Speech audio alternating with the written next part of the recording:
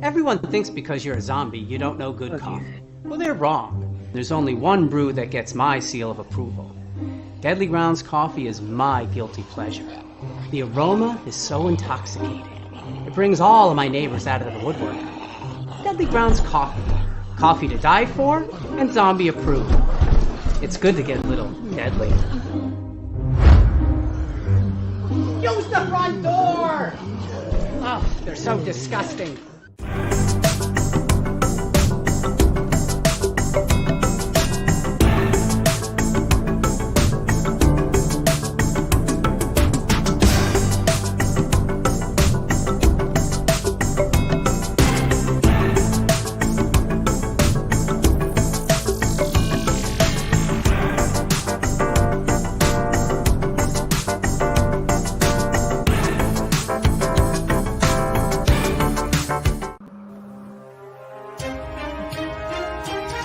The Dorkening and all affiliated shows are not intended for anyone under the age of 18. The following may contain discussions or scenes that have adult situations, graphic violence, nudity, strong sexual content, and graphic language. This show is intended for mature audiences only. Viewer discretion is advised.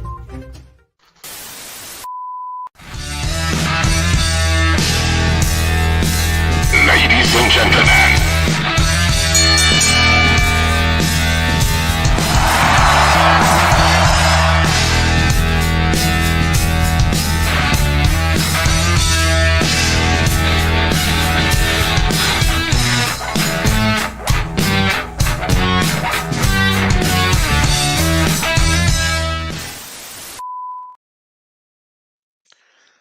we really need to get a new picture of me for that intro because I look goofy as shit. Raz, you are muted. Oh my god, I think I have a thing for this. I have a picture for this when people are muted. I have to find it now. Oh, here it is. Oh, yeah, okay. I mean, that forever ago. All right. Well, guys, hello and good evening. Welcome to the first episode of the Hardcore Heels Podcast. I know we just ran the Matt and Monsters. We're working on it, okay? We're working on it. But I am your host, Sewer Dweller. Tonight we have Raz T Slasher and Props the Clown, Matt Props, here joining us tonight. Hello, everybody. And we are going to talk 1991 WCW for our first ever episode. We are going to dive into Halloween Havoc 1991 and the turmoil, I guess you could say, that WCW was in 91. For the first time in 10 years, they do not have a main eventer. They have main eventers, but they don't have an established main eventer, as Ric Flair has left the company. Wah, wah, wah. Yeah, and they have Sting, they have Luger, they got the Steiners, but just nobody there on the level of Flair. So, as I said, happy Halloween, everybody, by the way. It is All Hallows Eve tonight. Is tonight All Hallows Eve or is tomorrow All Hallows Eve? Tomorrow. This is All Hallows Eve. All Hallows Eve tonight. Yeah. So why not, for our first episode, go to Halloween and deep dive one of the worst, technically, Halloween shows they have. Yeah, this is a bad one. So, just to give everybody an idea of the premise of the show, Raz, how long have you been watching wrestling? Oh my god. 36, 37 years, easy. Yeah. And Matt, how long have you been watching wrestling? Probably around 10, 15 maybe. So you didn't watch Halloween Havoc 91 when it first aired? It was important. Yeah, I know that was the point I was trying to make. So you have basically two wrestling fans that have been around for a lot of shit. A lot of shit. I've probably been watching for over 40 years now, since the 80s. Grew up going to the Norfolk Scope, going to see NWA, WCW. We didn't have WWF coming down to Norfolk as much as you guys did here in Dayton. Yeah, we had him at the Lovely Hair Arena where all my family worked. So I saw everything there. And then when I grew up and started working there, they had an exclusive deal with WCW. And then when that expired, they got the exclusive deal for the ECW pay-per-views for the last couple of years. They were a company. Yeah, I got a friend of grew up. mine who was at I think it was Heatwave 98, something like that. He Yep, was there, and he to this day he still tells me stories about what's happened there and everything like that. If you go back and watch that pay-per-view, there are 3 obvious stoners holding up SWO signs for Stoners World Order, and I'm the kid in the middle. So you're the W. I was the W. The best part, though, at the last 2 years of the ECW pay-per-views, if you actually watch them, the ones that took place at Hera, there was one usher that just about every wrestler screwed with. Sandman would spit beer on him. The Dudleys took a cheese grater to Spike's face above him on the ramp, so he got bled on. Those were all me, too. Clearly me. You can see my face very clearly in those moments. I was their favorite person to screw around with, and that was a lot of fun for me. That's what got me into becoming a wrestler shortly after that. All that,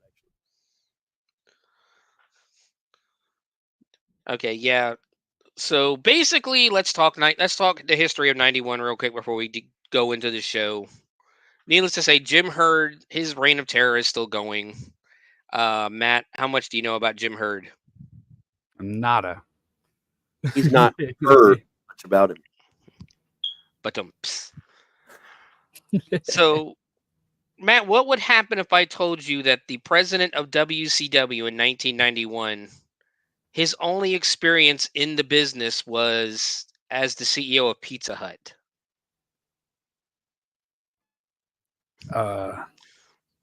Okay. Yes, Ted Turner hired him, hired him on, former CEO of Pizza Hut, to come on and run a wrestling company with no experience whatsoever. This guy had some of the worst fucking ideas, like known ever in the wrestling industry. The ding dongs. Raz, do you remember anything about the ding dongs? I try not to anymore. But yes, I remember. Basically, the ding dongs were going to be a tag team that one would stand on the outside of the ring while the other guy was wrestling, and while the guy on the outside of the ring would just ring a fucking bell nonstop. And to tag, they would ring a bell to tag, switch off. They'd have bells on their bodies, all this stuff. Thankfully, Ole Anderson came to save us on that. I believe it was Ole Anderson came to save us on that and nixed that idea in the fucking bud real quick. They also had an idea because Teenage Mutant Ninja Turtles were just starting to become popular.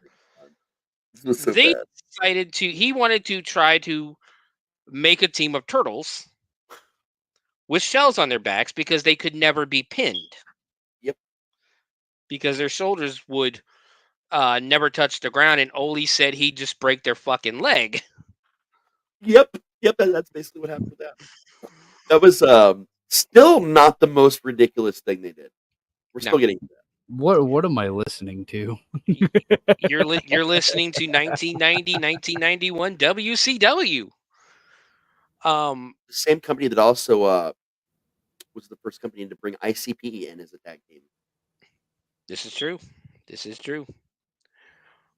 Now there was also I can't hate on that.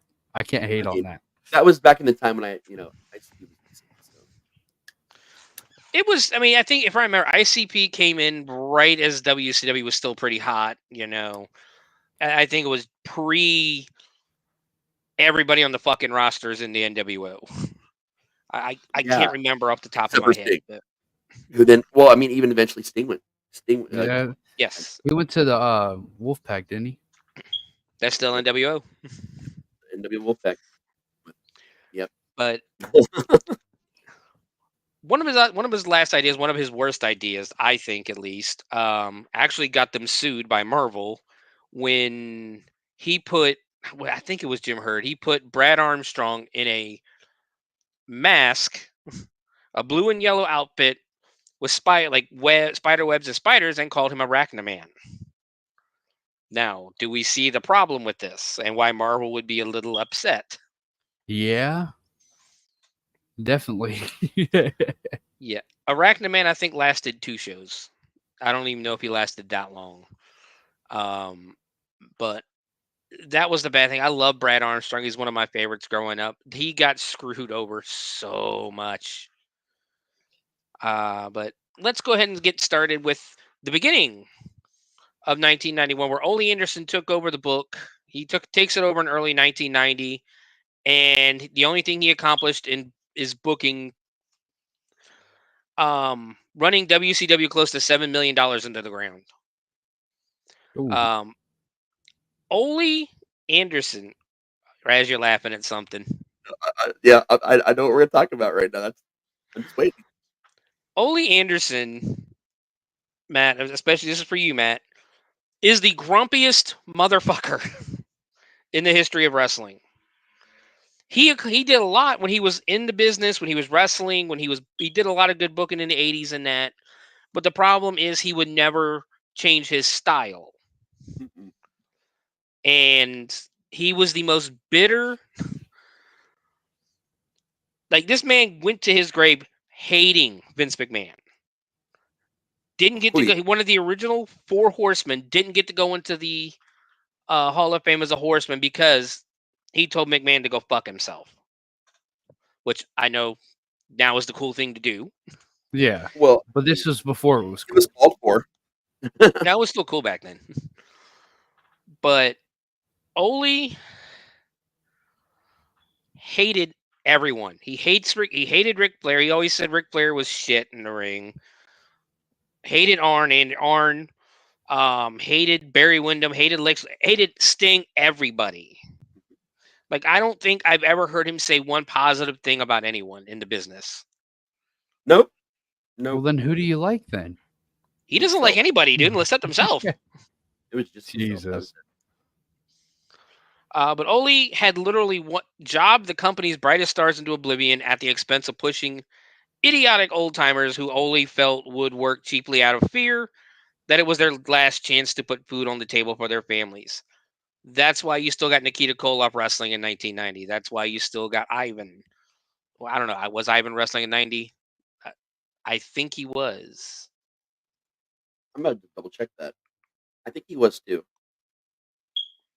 Yeah, like, this is people who basically should have retired in like 87, 88 were still wrestling. You're talking about Ivan Koloff, right? Yes. Yeah, 9. Oh, yeah. He took a break, but then came back in 92 with ECW, 92, 93. Okay. The Russian Mare. But the house show business was awful. Ole was running 2 sets of house shows. The A shows featuring wrestlers that Ole felt deserved pushes, and B shows featuring wrestlers who Ole was trying to bury, which probably was 90% of the roster at the time. Running A shows and B shows on the house show circuit isn't a weird thing because WWF was doing that too. World Wrestling Federation was doing that. Except they were putting Hulk Hogan on one tour and Ultimate Warrior on the other tour. So you still had your 2 biggest stars just on opposite ends of the spectrum, opposite ends of the country. I think they took A and B teams too seriously. Like, A team has to be all the best people, and B is just people to get by to do a show. And that's where they very, very much screwed up. Yeah, there was just a lot going on with Ole, and as I've said, he was just a grumpy asshole. See, night in and night out. I mean, and then the worst part about it is the B shows started outdrawing the A shows. Surprise, surprise, people wanted to see the younger talent. Yep. Now, when you say the younger talent, you're talking Sting is probably on the B shows. And to say this pissed Ole off would definitely be the understatement of the century. Oh, yeah. Now, after the atrocity known as Starrcade 90, which, if memory serves me right, Starrcade 90 was the New Japan versus WCW debacle. Where they had an entire show dedicated to New Japan Pro Wrestling versus WCW. And unfortunately, in 1991, we didn't have the internet and the Southern Wrestling fan base of WCW wasn't going to just jump out of their seats because, Fujinami shows up or Antonio Inoki. They're just not going to do it like they would now. And if I remember correctly, 90, Starrcade 90, that was when it was a steel cage match with Sting and Black Scorpion for the NWA title. Oh, yeah. And it was, okay. Yeah. I think the one I'm thinking of, there's the one I'm thinking of with the and New Japan was later, that maybe 93. No, because 93 would have had Hogan. I think it was 91, actually. No, Starrcade 91. I was at Starrcade 91. That was 95. Battle. It's 95. It's got to be 95. Wow, I'll that look it up. late? Let me look it up real quick. Yep, I'm right. It's 95. Okay. That's when they did the 7-match tournament between WCW and New Japan. Yep, that was 95. Yeah, 91. I was at Starrcade, and it was Battle Bowl, Lethal Lottery, which I'm not gonna Lethal Lottery is one of my favorite gimmicks of all time that they never fucking use. I keep waiting for WWE to bring it back in some way. Honestly, I they're wish they starting to would. bring some of the older. They just brought back Halloween Havoc this year. Oh no, they've been doing Halloween Havoc with NXT for the past few years. You're right. They just now made it a pay-per-view versus the special Tuesday show. True. I do apologize if I cough or anything into the microphone. I have a little bit of a scratchy throat tonight. But after Starrcade 90, the locker room sentiment was loud and clear: get rid of Ole. Locker room morale was so low that the common locker room motto at this time was "Pin me, pay me, I'm going home." Temporary booking committee. WCW loves their committees, by the way. But a temporary booking committee was established following Ole's removal, and then this interim committee consisted of Jim Ross, Tony Schiavone, Kevin Sullivan, and Ric Flair. Together, they would desperately try to hold the WCW together while a new head booker was sought after. So who would Jim Herd hire for the job of head booker in 1991? A moron. Kinda. A guy who's already really his booking kind of failed in WCW.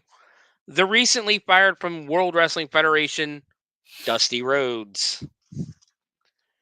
And while Dusty's booking was very successful at times, the sole purpose of his agenda always seemed to come back to pushing one man and one man only: Dusty Rhodes. Yep.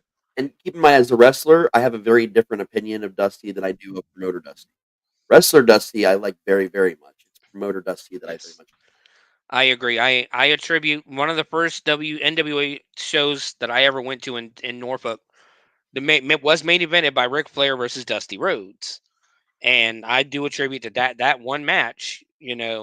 Seeing that match live as why I'm still, 40 years later almost, still a fan. Word around Turner was that Dusty would be willing to come back to WCW and book the company, but Jim Herd did not want Dusty to compete as an active wrestler.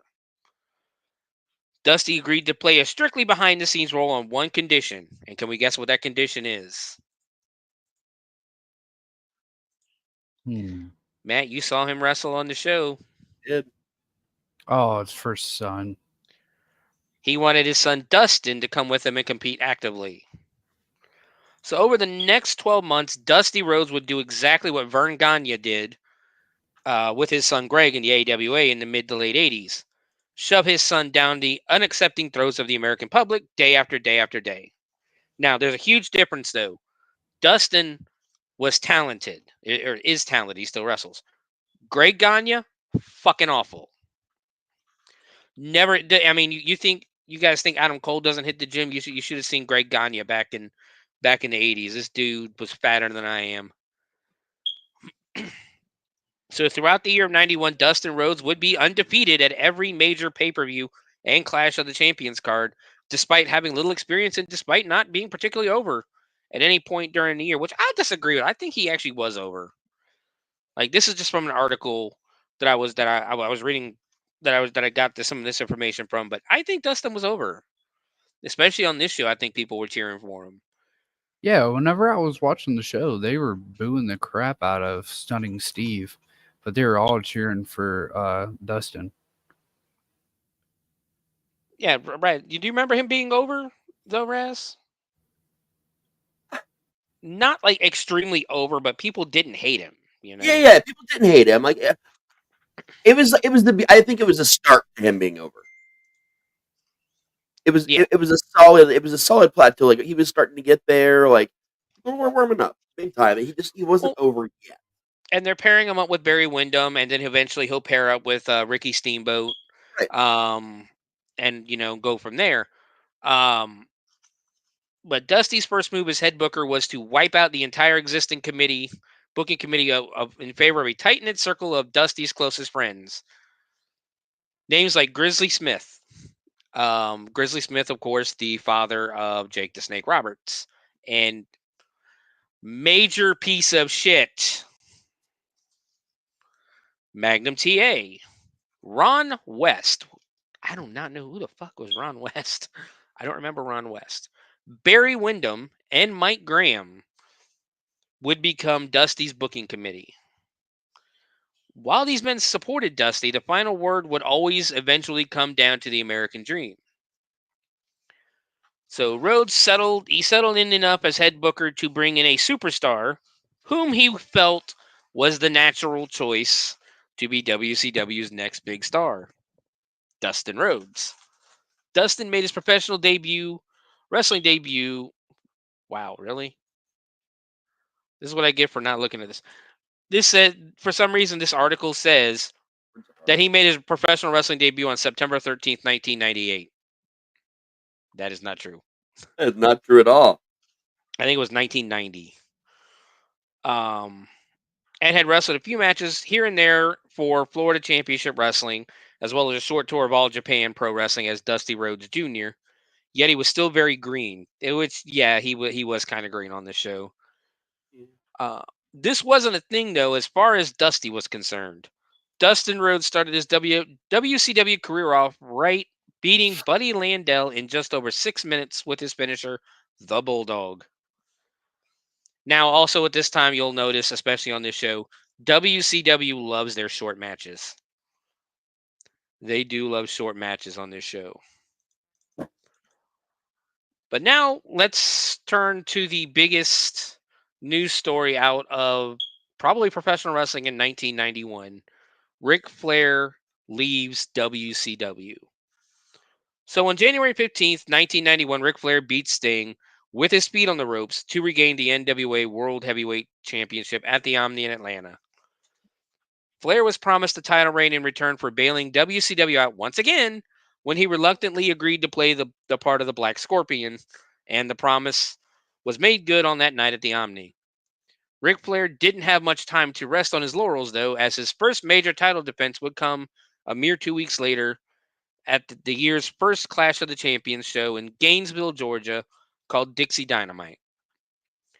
The main event would feature Ric Flair fighting an epic 25-minute brawl with Scott Steiner. Scott Steiner was so gifted and so over at this point in his career that Ric Flair practically begged to give the world title to Scott Steiner. The idea was vetoed, thinking that Steiner wasn't quite ready. Now, I've heard different stories, though. I've heard that when they wanted to give Scott the title, he didn't want to take the title because of Rick. Because he asked, what would happen to Rick? It would leave Rick out in the cold, and he didn't want to do that to his brother. Yeah. Because there was a plan at one point to put the title on Rick. Yeah. I want to say was it Rick? Was it him instead of Ron Garvin or? I think it was. Yeah. Think it was. But it ended up still going to Ronnie Garvin. Steiner hit his finishing move, the Frankensteiner, just as time was expiring. They loved that finish. It's that Dusty finish, You know what the Dusty finish is, Matt? I think I figured that out when we were watching the show earlier. I mean, when I should watch the show last night. Yeah, it's the most bullshit ending out there, especially when it's used over and over and over again.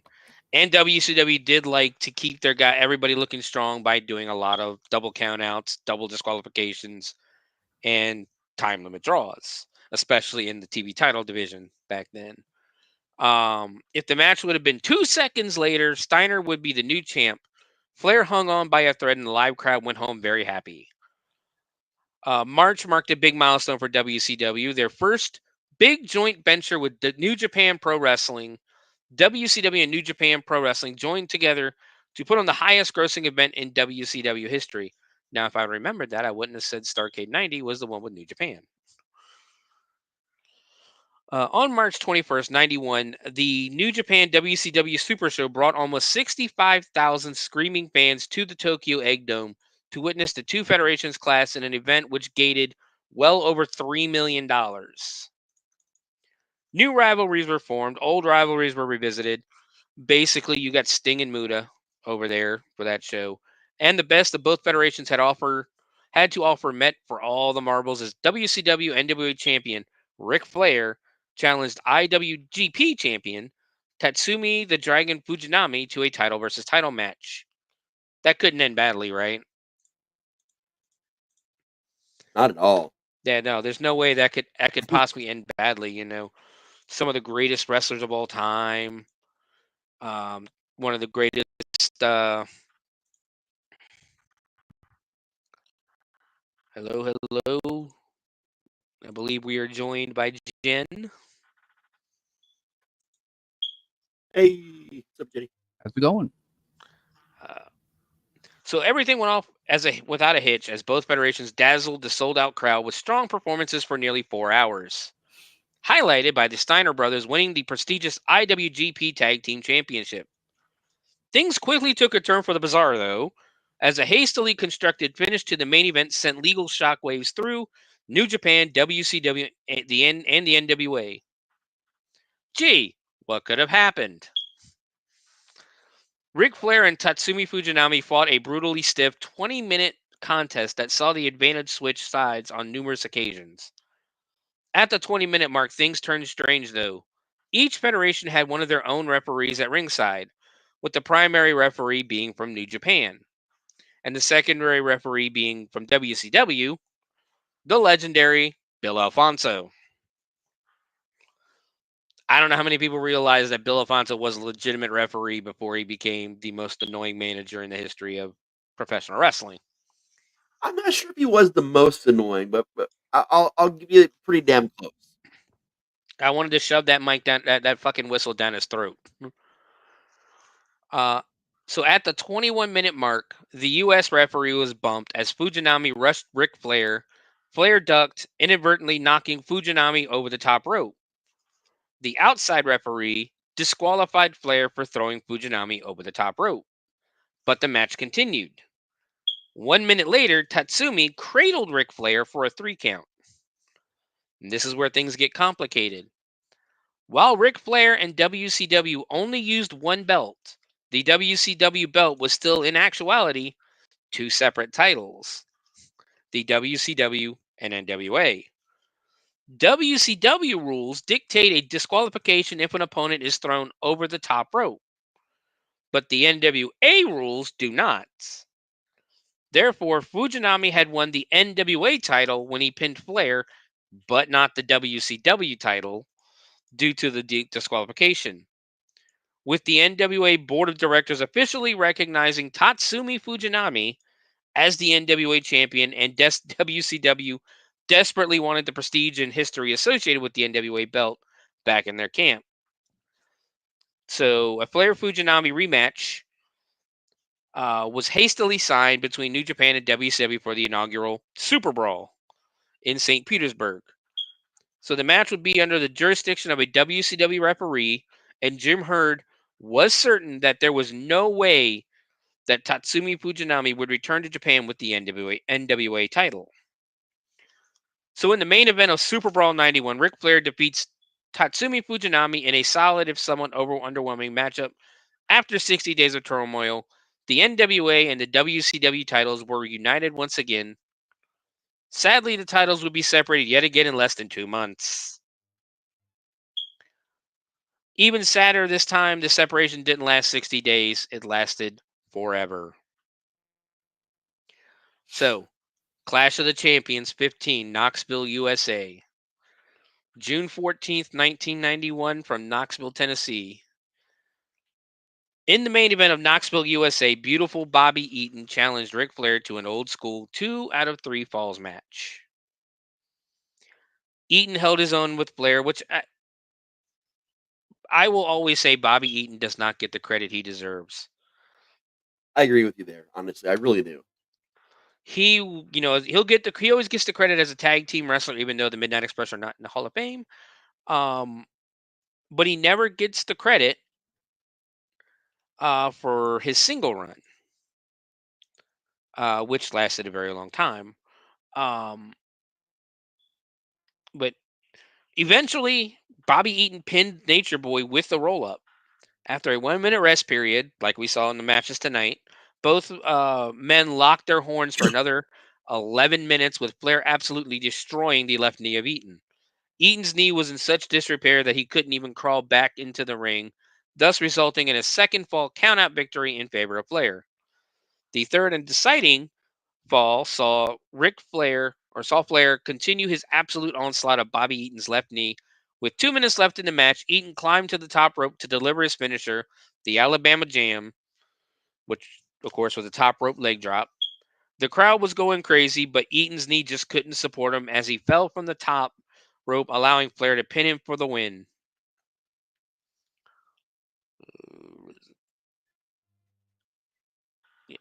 So, puts on a great match at Clash of the Champions.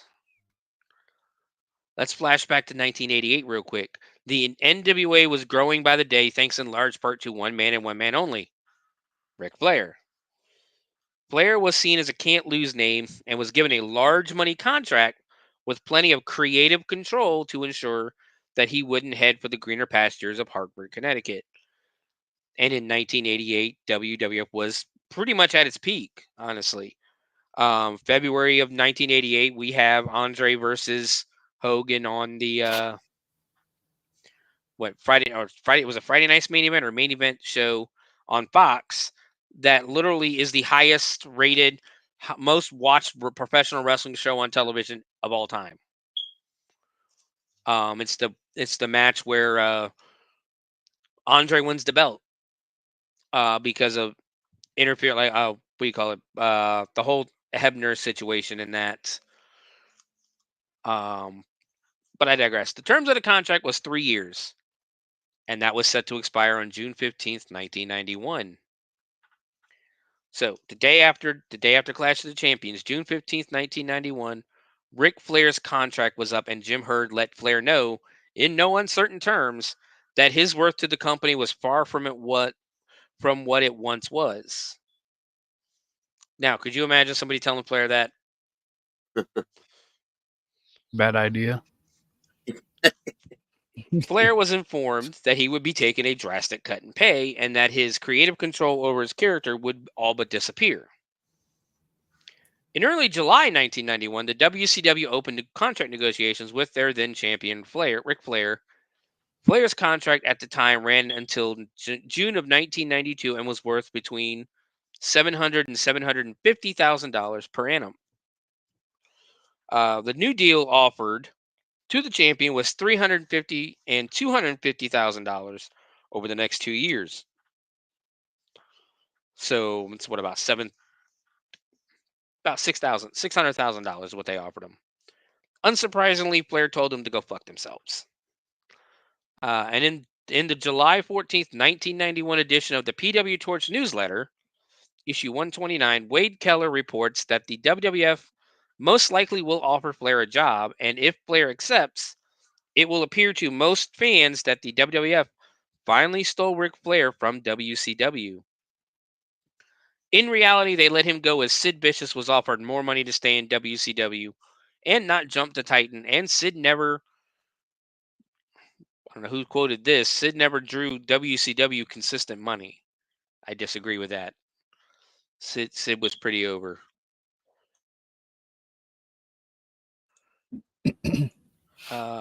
So the rejection of the offer led to WCW officials approaching Turner Home Entertainment to request to remove Flair from the scheduled Great American Bash 1991 main event against Lex Luger. Despite this, Flair was scheduled to appear at the Monday tapings ahead of the pay-per-view, where he would lose to Barry Windham, resulting in Windham defending against Luger the following Sunday. Here's the weird shit about WCW again in the 90s is they would record months in advance. Or not months, but like a month, 2 weeks in advance, to where there would be title changes on their recordings for Saturday night, and then the team that lost would have to carry the titles until that episode aired. It happened quite often. However, on the morning of the tapings, Flair's lawyers were notified by the company that he was fired for not agreeing to contract negotiations and was stripped of the WCW title, although still, as would become quite the issue, was in possession of the belt. So, you get fired from a company, you're still in possession of the world title. What do you do? Well, Flair, along with the majority of the locker room, was pissed at the insulting offer. It was a slap to the face, of the man who had single-handedly carried the company on his back for years. Flair threatened to quit unless Jim Herd withdrew his insulting offer. Thus, the standoff began. 2 weeks later, the standoff would come to an end. July 1st, 1991. Jim Herd feels that he has no other choice but to fire Ric Flair, stripping him of the WCW title in the process. Although the NWA does not strip Flair of the NWA title. There's that confusion again with that whole WCW NWA title being the same thing from two different companies. It's very confusing for years. No on-air explanation is given, and Flair's absence isn't even acknowledged until just prior to the Great American Bash pay-per-view. So fast forward to Great American Bash, July 14th, 1991, with no Flair in sight, no replacement main event announced, no world title belt, because Flair owned the NWA Championship belt due to an old debt owed to him by Jim Crockett. So, back in those days, especially with the NWA, if you were given the title, you had to put down a donation, a deposit, like a $25,000 deposit. And then you got it back when you lost the belt.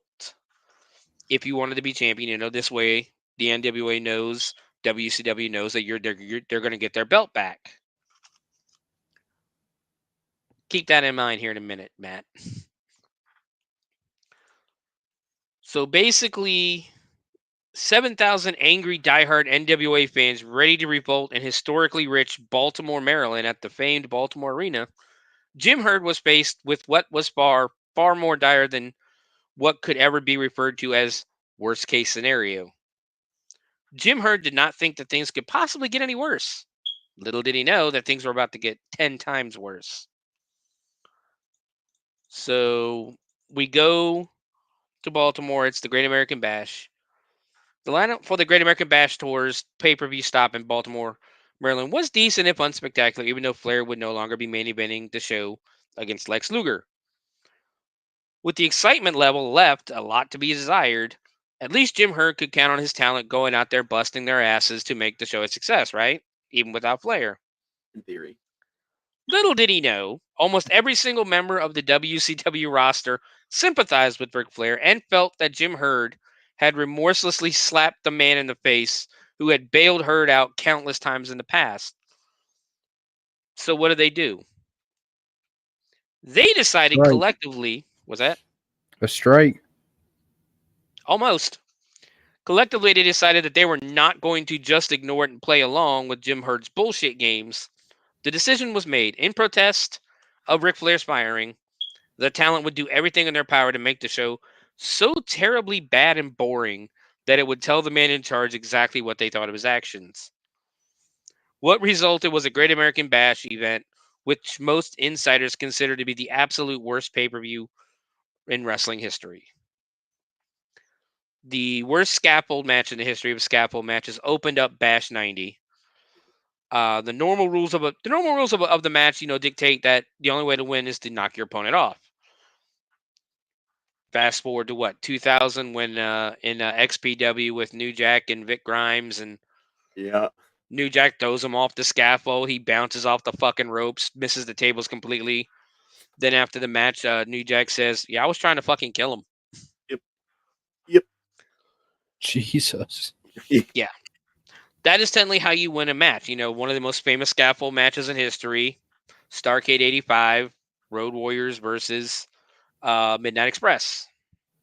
Jim Cornette, scared of heights, falls off, and actually hurts himself. Yeah. Legitimately hurt himself falling from the scaffold. So that's definitely how you're supposed to win a match.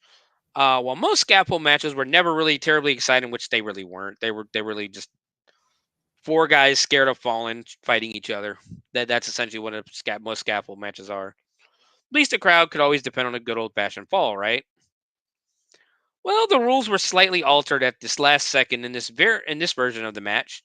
Not only could you knock your opponent off the scaffold, but you could also win by capturing the flag. So Bobby Eaton and PN News. Let's talk about this fat fuck. Raz, what are your thoughts on PN News? No, sir. I didn't like it. Matt, this was your first time meeting PN News. What was your thoughts? I'm sorry. I had to go run and Snippy. It felt important. So which one was it? Which guy was this guy? The fat fuck wannabe rapper. Yo, baby, yo, baby, yo. Oh, buddy. Yeah, I heard that and then skipped a few seconds in the pay-per-view. Yeah. Well, basically, it was PN News and Bobby Eaton, the most random fucking tag team of all time, versus Steve Austin and Terrence Taylor, in a match so bad that WCW would never again sanction a scaffold match. The match ended with Bobby Eaton, the most experienced scaffold wrestler in WWA history. Why would you do that? I needed people to know what the fuck we were talking about, because if we had to be scarred by it, God. Put it back up. This is one of his autographs. That's why I got this picture, because he actually did autographs. This guy. I want everybody to look at this fat fuck. And imagine him teaming with one of the greatest tag team wrestlers of all time. Dressed like that. Dressed like this in a fucking onesie with yo baby, yo on it. Like, this was cringe. Not many years later, we got John Cena doing the same thing. Yeah, but I'm not gonna shit on John Cena. John Cena drew. A Nightmare is putting it nicely. That's a new Nightmare. Oh, man. So basically, the match ended with Bobby Eaton, the most experienced scaffold wrestler in NWA WCW history, capturing the flag of Team Austin with not a single person falling from the scaffold. Needless to say, the crowd was quite upset about the late addition of the flag, which was never discussed on TV before the match. That's another thing WCW like to do. And we'll talk about it when we get to the Chamber of Death match, which is up first on Halloween Havoc. That shit changed so many times before the match. Nobody knew what it was. Nobody knew what was supposed to happen. And then that happened. Sorry, I had to clear my throat there for a second. Next up was a match that was terrible in every sense of the word. A 6-man elimination match between Dustin Rhodes, the Young Pistols, and the Fabulous Freebirds. What this person wrote was the only thing worth noting about this match is the fact that only one man survived the terrible 6-man elimination match. And take a guess who that was. Dustin Rhodes. Dustin's big card record now was 4-0. 8 more matches followed. Now, 10 matches on this card. But 8 more matches followed, each seemingly worse than the one before it. Matches were all but phoned in from world-class stars like Sting, Brian Pillman, Nikita Koloff, the Rock and Roll Express, Tom Zink, with literally every single match lingering at or around the fabled dud status. Now, even on this show, I believe this is the show where we actually got the Rock and Roll Express fighting each other, because Ricky Morton had turned heel. And we had Richard Morton with the York Foundation versus Robert Gibson. Much as I like Robert Gibson, I think it's safe to say he is the Marty Jannetty of the Rock and Roll Express. And Tom Zink, like I said, the crowd grew increasingly more and more pissed at each match as each match progressed. And unlike the wrestlers, the crowd didn't even bother to pretend like they were at least half-assing their efforts. We saw that a lot with this show too. From the second the bash started until minutes before the main event, you literally could hear a pin drop in what was usually one of the most raucous arenas in NWA history. So the main event was set to begin. The crowd suddenly comes alive as the main event of Lex Luger against Barry Windham was about to begin. The crowd jumped up to their feet and exploded with loud, riotous chants of "We want Flair." In the place of Ric Flair, Jim Herd inserted Barry Windham, even further pissing off the crowd. At this point of his career, Barry Windham really wasn't even a U.S. title contender. He really wasn't. He was there, let alone world champion contender. So for 10 minutes, Lex Luger and Barry Windham fought a random, emotionless match, what was obviously just kind of made up for the hell of it as they went along. Yep. I think there was a lot of Luger's. Let's not pretend Luger's one of the best wrestlers of all times. Let's not pretend he was ever good. No, he was over as hell, though. At certain points in his career, he was over as hell, but he was fucking terrible. Yeah, I never, ever understood why he was over at all. I never understood it growing up. I think especially in WWF, everybody was desperate for a new Hulk Hogan. That's, how he got him in WWF. He did do better in WWF, in my opinion. I did like him a little bit more, but I can tell you why you started hating him in WWF. Because he didn't win at SummerSlam. He didn't beat Yokozuna. He should have beat Yokozuna at SummerSlam and had a that's true decent title run. But I also really like Yokozuna. Yeah, Yoko was for a big man. Yoko was pretty good. He was great, and I thought he was well serviced by the feud with the Undertaker. I thought that was a fantastic. Yes. But basically, the crowd could care less, barely making any noise during the match, aside from "We want Flair." After 10 minutes, Harley Race made his way down to the ring with Mr. Hughes. Everybody remembers Mr. Hughes. Nobody remembers why Mr. Hughes. Yeah. Cackling to Luger that now was the time. Luger pile drove Windham, scored the pin, and took the World Heavyweight belt, which in actuality was nothing more than an old defunct title belt, which was basically spray painted into a new WCW title belt. If I remember, I think it was an old tag team title. Apparently, Luger was now a heel, although the whole heel turn made absolutely no sense and had to be intricately explained a few nights later on WCW Saturday Night. Oh, well, it's only fitting that this terrible slap to the face of every WCW fan on the face of the planet ends with a match that goes ahead and bitch slaps them again while they're still reeling from the original bitch slap. But wait! Guess what? Luger and Windham... Go ahead. But wait, there's more. Yes, because Lex Luger and Barry Windham for the world title wasn't the main event of that show. No. Just when you thought WCW couldn't possibly dole out another bitch slap, we find out there's still one more left in their tank. For months, WCW had been building a Paul E. Dangerous feud with fucking Missy Hyatt. Yep. Matt, do you remember Sonny Tammy-Sitch? Yes. Before pre-prison? Yeah, do you remember what Sonny is really known for backstage?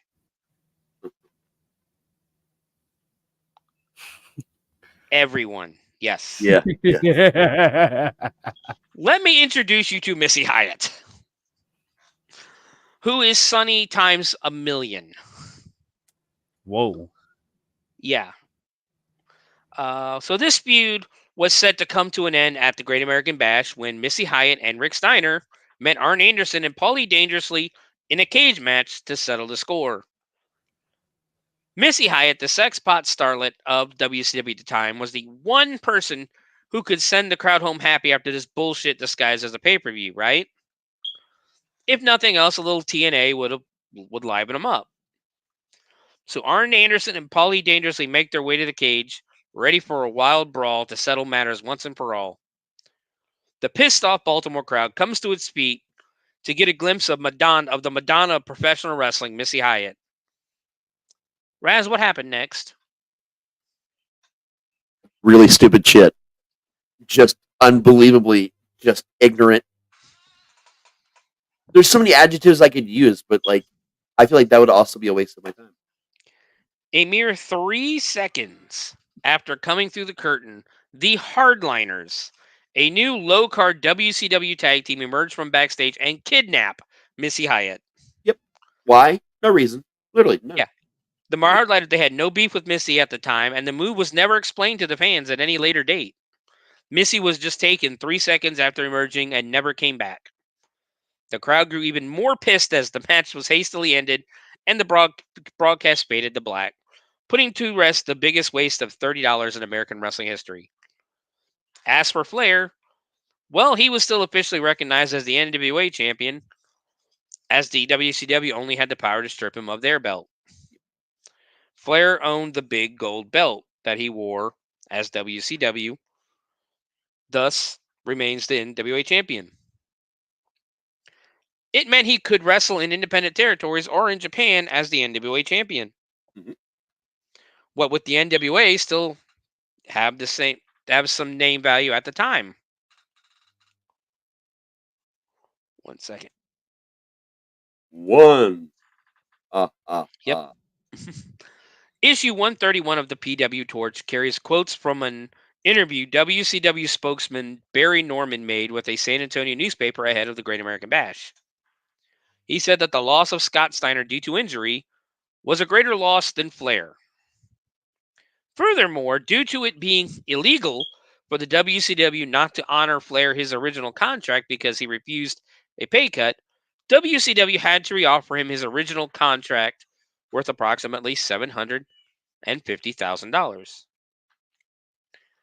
Flair signed with the WWF in the August of 1991 and began appearing on television with the big gold belt, calling himself the real World Heavyweight Champion. I still remember the day Bobby Heenan shows up with the belt on a stand. It was Saturday. It was Monday. It was primetime wrestling. Bobby Heenan is there with the belt, and you're like, wow, wait a minute. That belt looks familiar. And then the very next week, Ric Flair walks out. It blew 13-year-old Steven's mind that Ric Flair was now with WWF. And the only thought, holy shit, we're getting Flair and Hogan. We're getting Flair and Hogan. We're getting Flair and Hogan. Spoiler alert, we never got Flair versus Hogan. Not until WCW. The original plan for WrestleMania 8. You mean for WWF? Yes. For WrestleMania 8, the original plan was supposed to be Flair and Hogan. For whatever reason, they changed it to Flair and Savage and then Hogan versus Sid. Yep. Which, whenever we talk about that or that Royal Rumble 92, I have opinions on that thing. I think Hogan was the bad guy the entire time. I think Sid was the face and Hogan was the heel. Because, yeah. So WCW sues Flair in an attempt to reclaim the belt, but Flair claimed that he owned the belt in lieu of the $25,000 deposit paid by NWA champions upon winning the title, which had not been returned to him when he was fired from WCW. Some may say that Scott Hall and Kevin Nash showing up on Nitro was the single most shocking moment in professional history. I would 100% disagree. Yeah, because it was shocking at all. If you read the cards right, it's kind of obvious. I mean, it was still a big shock. Don't get me wrong. You know, Lex Luger showing up on the first episode of Nitro at the very end, big shock. But again, 1991 Steven didn't think Flair would ever go to WWF. But when I was watching Super WWF Superstars on Saturday morning as a kid, it was a normal Saturday morning fare on Superstars. You know, a bunch of shitty jobber matches that Vince had me brainwashed into thinking meant something, along with a prestigious main event. Believe it or not, Vince isn't half bad. Every week he'd give away a pay-per-view caliber match for free on television, usually involving Jim Powers, Boris Zukov, Hillbilly Jim, or Hercules. Anyway, something happened on this edition of WWF Superstars that shocked me like nothing else. I turned on the TV to see Bobby Heenan knocking on someone's door. You know, you figure it was the Warlord or Rick Martel or something hokey like the WWF always did. You know, because they used to do kind of cheesy shit like that all the time, you know.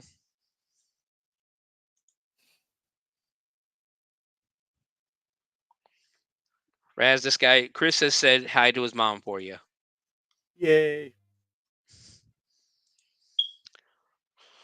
But to everyone's absolute shock, the man who opened the door was none other than the Nature Boy himself, Ric Flair.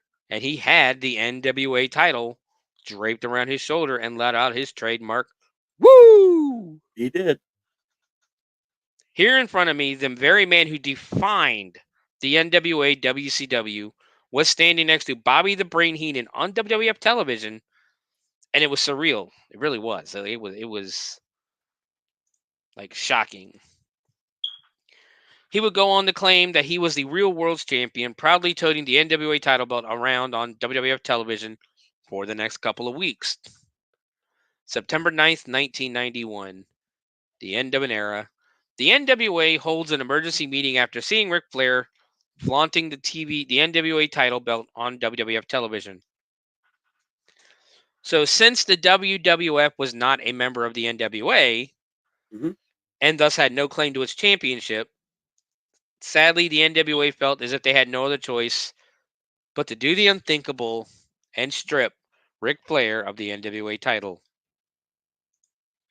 For the first time in almost 50 years, the NWA title was vacant. The NWA quickly sued the WWF for use of the NWA likeness, the belt.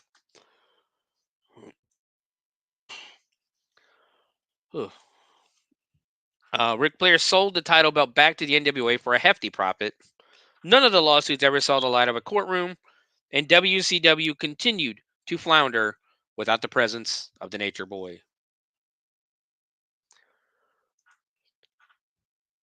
So, Matt. Yes, sir. Thoughts on what's going on with Ric Flair in 1991, showing up on that's what I wanted. Showing up in WWF with another company's belt. See, that's never happened in my lifetime, I don't think. But I bet seeing that at your age when you were younger, it probably rocked your world.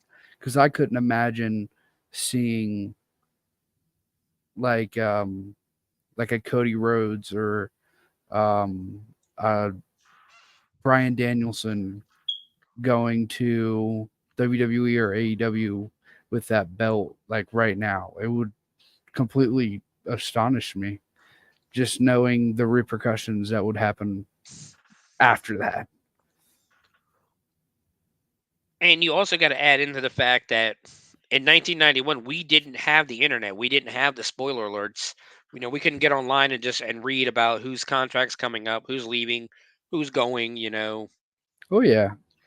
This shit happened all the time, don't get me wrong. Like, Arn Anderson and Tully Blanchard show up in WWF. I'm like, okay, here we go. Because I'm not going to lie, Arn Anderson is one of my favorite wrestlers of all time. Yeah. And the closest thing to my generation of wrestling to kind of the Ric Flair thing was the CM Punk running away with the title. That was amazing. Raz, what are your thoughts from Ric Flair in 1991 running away with the belt to WWF? I think it was hilarious, guys. Listen, I'm not a Richard. I'm not a Ric Flair guy. I've never really liked Ric Flair. I never really gave a shit about Ric Flair. I'll never give a shit about Ric Flair. Is he an important part of this industry? Yes. Was he a great wrestler? Debatable. Was he also a huge moron in many situations? Definitely. But alcohol sucks. Yeah, exactly. And that's, what a lot of it was, I feel care for the guy. But that was the traditional Ric Flair move. Just like hiding under a ring corner in the Royal Rumble and winning. You know what I mean? Like, it's just shit that Ric Flair does. It's hilarious. I don't know. I still think Royal Rumble 92 is one of the greatest Rumbles of all time. But a lot of that has to do with Bobby Heenan's commentary too, with Royal Rumble 92. That I think is what helps make it one of the best ones of all time, and for me at least, because watching like Bobby Heenan freak the fuck out every time Flair's about to get thrown over the top rope just was hilarious to me as a kid. I'll call back on the top of the rope thing. Hmm? When I was watching the show and I saw that somebody got disqualified for going over the top ropes, that was the dumbest thing I've ever seen in my life, because I had no idea that used to be a thing at all. For a long time, like in World Class, it was like a lot of the NWA territories. It was. Did they give a reason behind it? But like, no, like when do we ever get to a show with Bill Watts? And Bill Watts made a rule you can't jump off the top rope, because Bill Watts was on the level of Ole Anderson on wanting to keep everything old school. Yeah.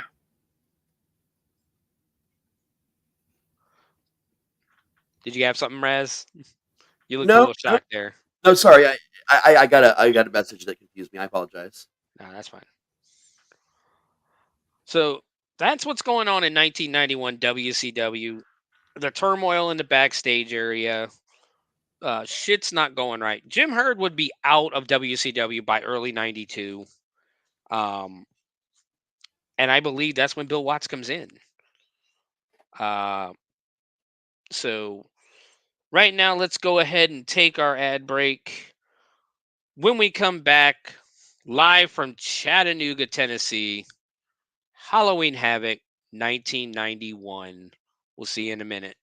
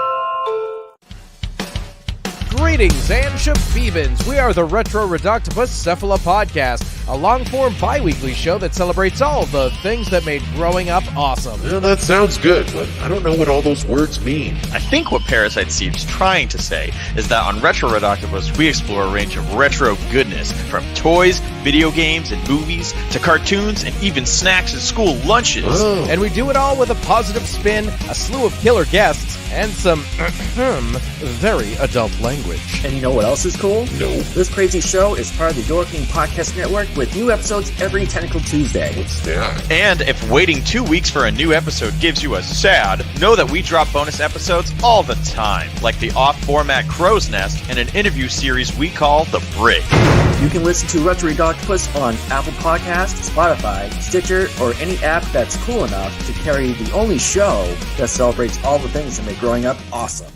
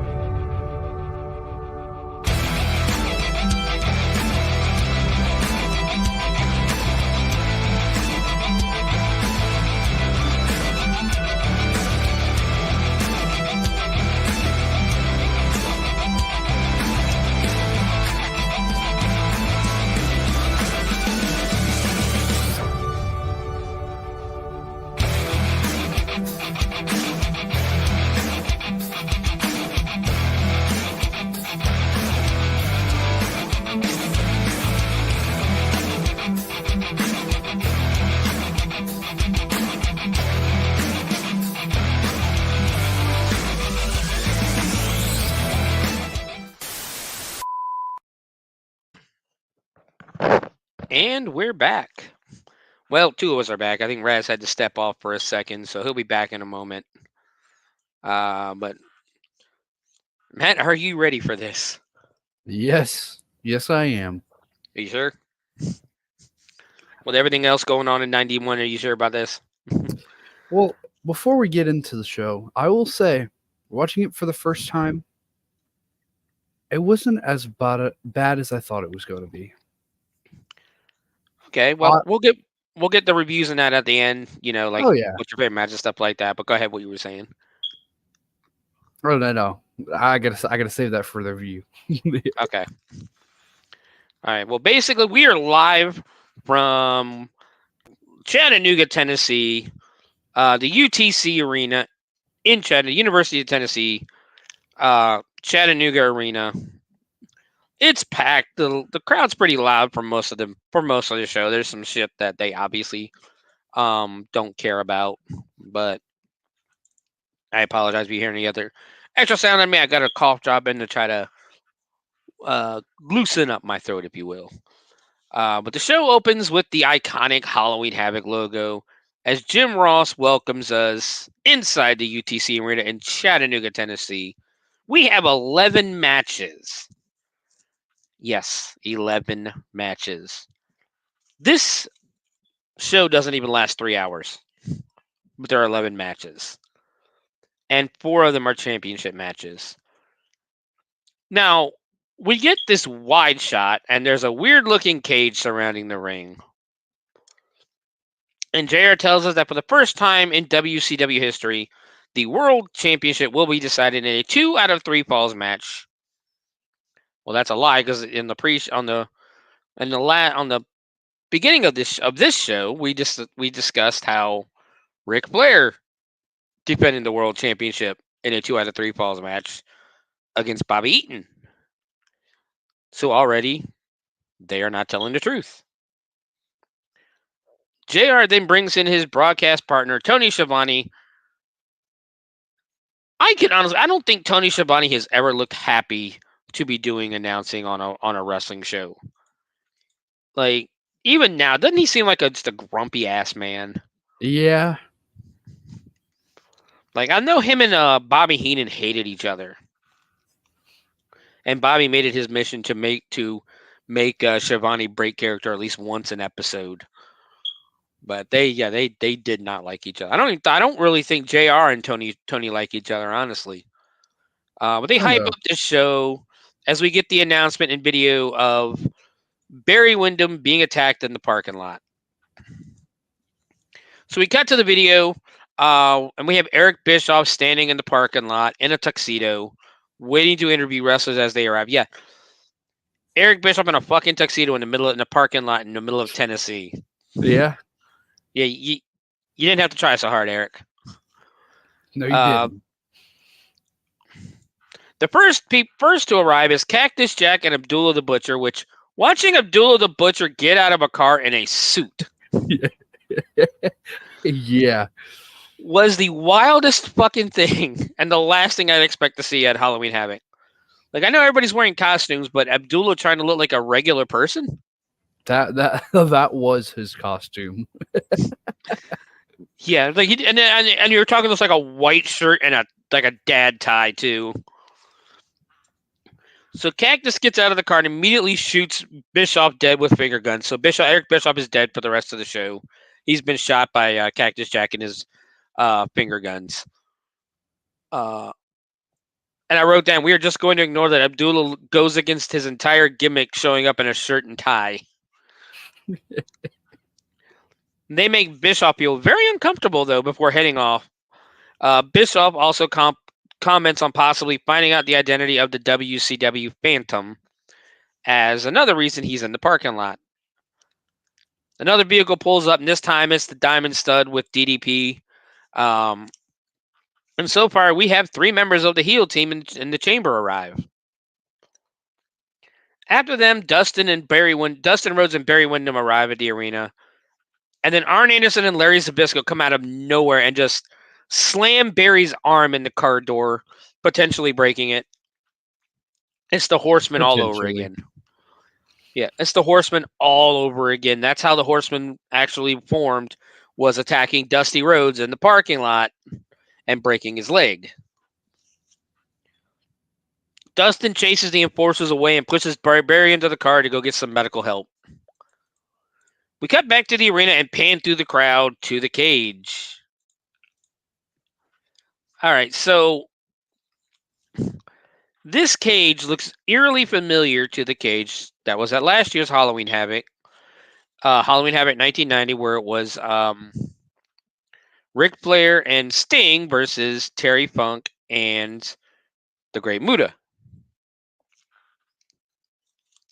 That cage caught on fire in the arena because it was supposed to be electrified, but being an electrified cage, they also had Halloween decorations hanging off of it, burlap sacks and everything.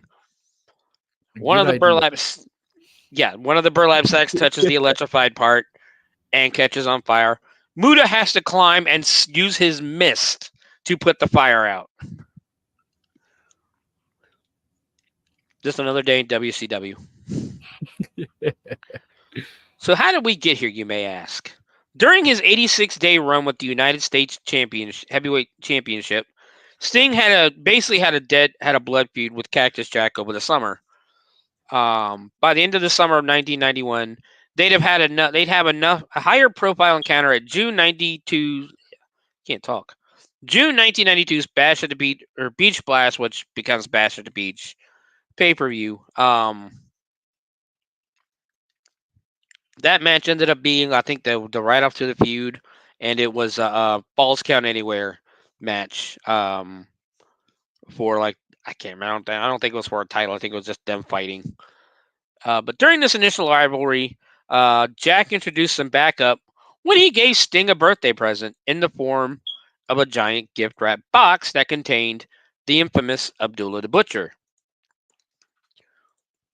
With a legitimate innovator of pro wrestling violence involved, WCW opted to innovate its own violent match type in the Chamber of Horrors. Now, here's the funny thing. The heel team, that wasn't the original heel team. The original heel team was supposed to be, and I don't have it written down anywhere, damn it. Barry Windham was supposed to be on the heel team, as well as the one-man gang. One-man gang gets fired. Barry Windham, they're doing something different with him. So that's when they put Vader and the Diamond Stud in. And because the Diamond Stud makes no fucking sense being on the heel team. No. The Diamond Stud, of course, would go on to be Scott Hall, Razor Ramon, all that good stuff. So our ring announcer is one of my favorites, Gary Michael Capetta, with his nasally voice, welcomes the live crowd to Halloween Havoc and reads us the rules of the match. Did you understand the rules of the match when they first started? Don't worry if you didn't. Nobody did. I was about to say, the only thing I gathered was put someone in chair, set off lever, boom. Yes. Basically, electrocute your opponent. Yeah. So the first contest of Halloween, basically, let me see if I can even do his voice now. The first contest of Halloween Havoc from Chattanooga, Tennessee, in the Chamber of Horrors. This special attraction. I can't do it right now with my throat being the way it is. It was pretty good though. Oh, I used to love copying Gary Michael Capetta. Him and the Fink. I could always do the Fink's voice perfectly.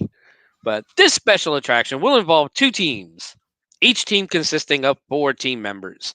The match will be confined to the Chamber of Horrors, which is equipped with several instruments of torture and a bunch of other shit they never explained. We'll get to that. So the object of the match is to put a member of the opposing team in the Chamber of Horrors chair of torture and then pull the fatal lever, which will render one of the teammates helpless. Now the participants in our electrifying first contest. One second. Ugh. It's like the onset of the cold, or the sinuses where it's just starting, your throat's just starting to hurt and you're just getting that cold. I hate that. Well, what he didn't tell us was that the electric chair would drop in after the original 5 minutes, the first 5 minutes. Yeah. So we see a really awesome set. That's what Halloween Havoc is known for, is the awesome, intricate sets that WCW used to do for this show. So we get some generic music, and we get the first entrance, first out from Argentina, 7'7" El Gigante. He gets a decent pop, but let's face it, this guy was fucking awful. Yeah. The only memorable thing El Gigante ever did was wrestling Undertaker in a casket match at WrestleMania 9. Yeah, and trying to kill him with chloroform? Possibly. There was a lot of killing going on in WWF at the time. We had Papa Shango and trying to kill the Ultimate Warrior, and yeah. So the entrants are coming out of the door to a haunted house beside, which is really cool, honestly. Yeah, it is cool. It was pretty cool. Spoiler alert, that doesn't stay down the entire show. So Vader comes out in that awesome, I used to love that fucking Mastodon helmet when he came out with it. He would set it on the, it was, dude, that thing was awesome. He used to set it on the ring steps, do his thing like where he raised his hand, like arms in the air, and it would like blow the steam out and it would look fucking badass because Vader was a badass. We can clearly see one of the stagehands reach out and close the door. Big Van Vader is, of course, next. The smoke goes off out of the helmet, and it's still amazing.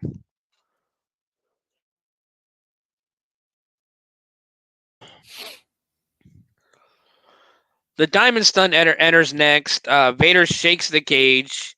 And it's here I noticed that the cage is surrounding the ring Hell in a Cell style. Welcome back, Raz. Thank you. Sorry about that. There was a minor emergency. Oh, you're fine. We're just talking. We're just doing the introductions to the Cage at Chamber of Horrors match. Also, I also notice one face has come out, like El Gigante has come out, and then 2 heels. Yeah. And the heels are not attacking El Gigante. And this is supposed to be a blood feud style right to feud off match. Why else would you have to try to electrocute your opponent? Yeah. Out next is yet another heel from Truth or Consequences, New Mexico. Here comes Cactus Jack with a fucking chainsaw. That shit killed me, dude. This is how you know it's the 90s. It was still okay to come out with a fucking chainsaw. Thank you, Chainsaw Charlie. Yes. I don't know. Joe Hendry did come out with a chainsaw last week at Bound for Glory. So yeah, but Foley looking bad. Sorry, go ahead. I was gonna say no one is cool doing it in this Chainsaw Charlie though. No. But Foley comes out looking badass, and I can't help but to mention again that it's 3 heels versus 1 face, and nobody is attacking the face. Finally, we even the odds as Rick and Scott, the Steiner brothers, enter the ring. Next out is the final member from Team 2 from the Sudan, Abdullah the Butcher. Now, Raz, we were talking a minute ago how Abdullah the Butcher's costume at the beginning of the show when he was getting out of the car was a shirt and fucking tie. Yeah. Which to me was the funniest thing ever, seeing Abdullah the Butcher dressed like a dad. Yep. It was super, super odd because this is the guy that would like,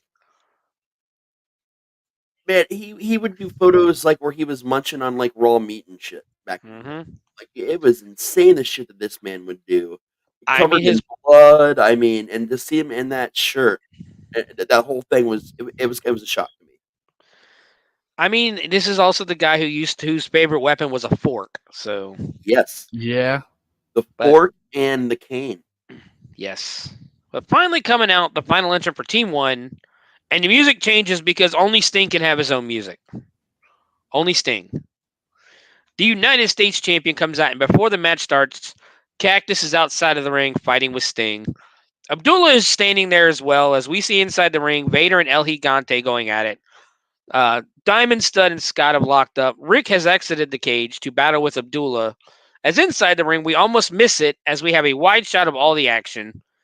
Scott hits Stud with a perfect double underhook sit-out powerbomb. Again, this is why I love the Steiner brothers. You might not want to go for the suplex or the powerbomb. You're fucking going, whether you cooperate or not. JR says there are very interesting rules to this one. I'm still trying to figure them out. But Tony essentially says, what rules? On the stage, Rick Steiner has the fucking chainsaw. But he can't get it started. All 8 men have finally entered the cage as Sting starts whacking everyone over the head with Abdullah's staff. We get some shots from what JR calls the referee, POV shot from the referee, basically. It's Nick Patrick wearing what looks, and I don't want to sound too bad, but it looks like what you would put on a special needs kid to prevent him from running headfirst into a fucking wall. Yep. You know, that's exactly what the helmet looks like. Exactly. Plus it's Nick Patrick, so he kind of deserves it. For those who don't realize, I am not a Nick Patrick fan. I think Nick Patrick is one of the worst referees in the history of the business. As a coffin on the outside is knocked over, and there's a fucking guy in the casket. They never tell us who the guy is. They never tell us why he's there. There's just some fucking guy in a casket in the middle of the match. So Scott, being Scott, on his roid rage rampage, naturally just starts beating the shit out of him for no reason. At all. And I wrote, for God's sake, get off this shot. Scott slams the masked man onto the casket, as in the ring it's just random chaos. Like, it's so hard to keep track of this match. Yeah. Oh, yeah. Stud is wailing on Sting, so Vader pushes him out of the way so he can beat on Sting some. Yep. Gigante pairs up with Stud and gives him some weak-ass shots because fuck El Gigante. They go outside where Stud is trying to climb the cage, but it gets caught by El Gigante. And on the other side, Rick has also climbed the cage for no reason whatsoever because there's nobody there. Because it was fun. Because he's Rick Steiner. That's why he did it. Yep. Let's just call him Stewart. Look what I can do. Look what I can do. Rick sees nobody to go after, so he just climbs down. That shit was so funny. Oops, my bad. Haha. Sting starts to come back and drop kicks Vader over the top and then does a plancha down on top of him. Rick gets Cactus up on his shoulder as Scott climbs the ropes. The chair is coming down as this is happening. Scott hits a top rope DDT off of Rick's shoulders to Cactus Jack, as Cactus Jack is laying right where the chair is coming down. Rick starts to pull on it to make it come down faster to crush and kill Mick Foley. Foley sees the cage and gets out of the way just in time. Everyone stands around staring at... Go ahead. For once. Yeah. Everyone just stands around staring at the new cage with the chair of torture as they now realize just how much of the ring this fucking thing is taking up. I really don't think they told the rules of this match to anybody. No, certainly not each other. No, like there was so much confusion. We hear some ominous music as the guys brawl around the ring, around this ridiculous thing is what I wrote. Vader gets Rick into the chair, but nobody is by the lever, so it cannot be pulled. Rick starts punching Vader before nailing him with the Steiner line, sending him over the top. Not a disqualification, but this is a no DQ match. We cut over to Sting and Jack fighting on the outside. Sting nails Jack with the coffin lid. He just fucking, like, literally just tosses it up in the air and it falls and just bonks Cactus Jack on the head. That was some great accuracy. It was pretty funny, too. I don't know, honestly. Just dose it up and go, here you go. Bonk. Rick is climbing the cage again. But this time Vader's down there, so he jumps and dives onto Vader. But the announcers don't call it out because for some fucking reason, we have 8 guys in white scrubs bringing out a stretcher. Yeah. Again, never told us why. Nope, no reason. Tony asks if these are the ghouls. What fucking ghouls? You never mentioned ghouls. And now it just gets even more ridiculous. Gigante is the only one in the ring as the other 7 are fighting around it, and El Gigante he's just trying to pull somebody in the ring to fight. He's trying to pull Diamond Stud into the ring, and everyone's like, no, fuck you, asshole. And they're just fighting on the outside. Now Abdullah, his big ass is climbing the cage. As we go back to the ref camera where we see Diamond Stud laying on one of the coffins while Sting standing over him, and the random mask guy is holding a stick. Now, also, I don't know if this is the point or later on. At one point, why is the fucking mask guy handcuffed to the cage? Yeah.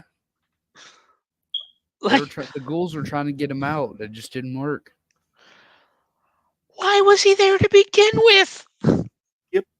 Now, has Matt yet realized who El Diamond Stud Gigante is?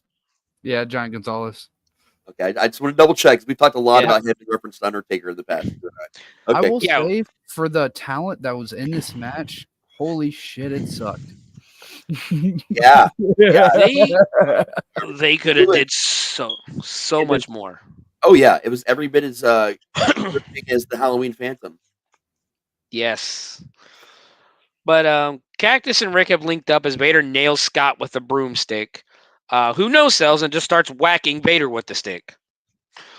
We now see Gigante trying to pull Abdullah off the cage. Like, Abdullah's big ass is still holding on to the side of the cage. Like, Yes, I'm impressed that he was able to climb it, let alone hold on to it that long. It was the anchor. Yes, we see Cactus just beneath him, and he's busted open. Scott leans over and Scott leans over and hits Cactus about as hard as he could, breaking the fucking stick over Mrs. Foley's baby boy's head. Vader has the stick again, and he's whacking Gigante with it. And that's about the only thing you can say is they're whacking each other with the stick. They're not really doing anything else with it. Jeremy. Hello. Jeremy. All that whacking, I'll tell you what. Now Sting and Cactus are on the other side of the cage. Sting slams his head into the cage as Cactus is hung up by his leg. We pan over, and for some reason, here it is. For some reason, the fucking mask guy is now handcuffed to the cage. Again, we don't know who this guy is, why he's in there, what his purpose is, or why he is handcuffed. Scott and Abdullah are now on the side of the cage as Sting pulls Cactus into the ring. Sting throws Cactus against the ropes, and Cactus goes over. Like, they're literally just finding random shit to do to try to get this match over. Carnage is everywhere as Stud gets Sting into the chair before Scott can save him. Scott has a chain and wraps it around Stud's throat as Gigante lays into Stud. And we did also talk about who Diamond Stud goes on to be as well. Sting is choking out Abdullah, who is also now busted open because, somebody flicked him in the head with a finger. There is so much going on, it's hard to focus on one thing. And it really does look like Stud wants nothing to do with Gigante as he climbs into the ring. Gigante follows, and Stud goes, "Nope, you know what? I'm going to get out of the ring now." He dipped. Abdullah is choking out Sting with the broken stick. The mask guy is just standing there doing absolutely nothing. We focus on the ghouls again for reasons. Rick is whacking Abdullah with another stick. Stud almost has Scott in the chair as Cactus climbs the cage to hit the switch. Now, the switch is literally at the top of the cage almost. It is not in a convenient area at all. Rick saves his brother and Sting pulls Cactus down. Vader is looking for someone to hit and finds Gigante. Rick and Abdullah are near the front as Stud starts whacking Rick with the stick. They get Rick into the chair, but he's saved by Scott and Gigante. We get more random fucking brawling between Rick and Abdullah as they get Rick into the chair. Cactus has climbed the cage again by the switch, and he's shooting off his finger guns again. Yeah, by the way, we did mention how Cactus Jack killed Eric Bischoff with the finger guns getting out of the car. Yep. Rest in peace, Eric Bischoff. Abdullah is choking Rick in the chair, but Rick grabs Abdullah and kind of belly-to-belly suplexes him into the chair, and he's strapping Abdullah up. Apparently Cactus is none the wiser. Pulls the switch, thinking Rick was still in the chair, and a ton of pyro goes off, and as Abdullah is electrocuted in the chair, the mat is on fire. Stud and Vader look on, wondering what happened, as do the rest of us. And Abdullah the Butcher is dead, apparently. Dead. Electrocution. Never seen again. So the winners of the match are Sting, El Gigante, and the Steiner brothers via electrocution, 12 minutes and 33 seconds.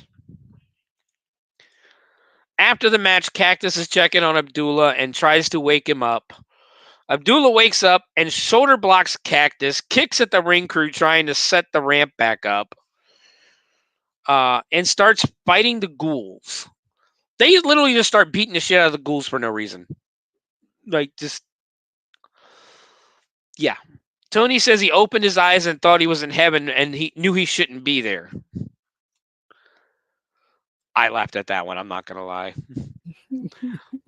Abdullah beats up on the ghouls some more as a bloody Cactus Jack and Abdullah the Butcher make their ways back up the ramp. I think we already know everybody's thoughts. Raz, what are your thoughts on the match? Oh, shit, man. I loved the electrocution angle. This made me laugh as a child, and it made me laugh even harder and also cringe and cry as an adult. This was an example of WCW trying to pull out all the stops with more of their insane bullshit, and as usual, failing fucking terribly. But yes, this whole pay-per-view is full of some of their biggest fucking failures of all time. The whole pay-per-view. So this match went about as you'd expect. I think it's the whole year. The whole year is just... Yeah. Matt, what are your thoughts on the match? The Chamber of Horrors. As a first-time viewer. It was pretty bad. The thing that irks me the most about this match is that Cactus Jack, this whole time he's at the lever, can obviously fucking see Rick Steiner put Abdul the Butcher in that thing. No, sir, there was blood in his eyes. Yes, he was looking into the crowd and shooting people with his finger guns. Okay, he was busy. Blood. There was finger guns happening. He was excited. There were ghouls. Oh shit! My bad. Dude, he fucking held it right over there for at least 3 minutes. Bang bang. Now, there's also a love-hate relationship between Cactus Jack and Abdullah the Butcher that comes to fruition the next month when Cactus Jack is teaming with somebody else and Abdullah gets pissed off about it and goes beats the shit out of his tag team partner and then starts fighting with Cactus Jack. After presumably coming back from the dead somehow. Yes. Well, he just came back from the dead and killed the ghouls. You know. That's the thing. He developed yeah, their souls and got their power. Resurrected. Yeah. I'm sorry, that sounds like some cheesy ass shit WCW would say. But this was just cheesy. The one thing on here that was meant to be Halloween, we also discussed, Raz, I don't know if you noticed, the really awesome Halloween backdrop they had, the haunted house backdrop where they opened the doors and people could walk out of the haunted house. Yeah. Did you notice that it was gone by the second match or after the second match? I sure did. That kind of pissed me off a little bit. That looked awesome. It did. It looked too awesome for WCW, and someone was like, "Oh, we can't have this. Sorry, it looks too good. Take it down." Nothing. I mean, it's not the Halloween Havoc '96 set, but still. Yeah, nothing ever will be. No, that was like the best set they've done. I wish and that's the one thing I wish WWF and Triple H would go back to is give us some new fucking sets. Don't give the same shit every time.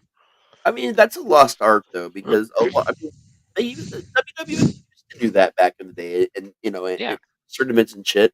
And we still get that for like the big pay-per-views, to it within reason. But like, that was a lot. Hunters together and have them prepare Halloween Havoc. Yes. And in my personal opinion, though, the best ever Havoc though was '98. Was which one? '98. 98. Yeah. What was the main event of that one?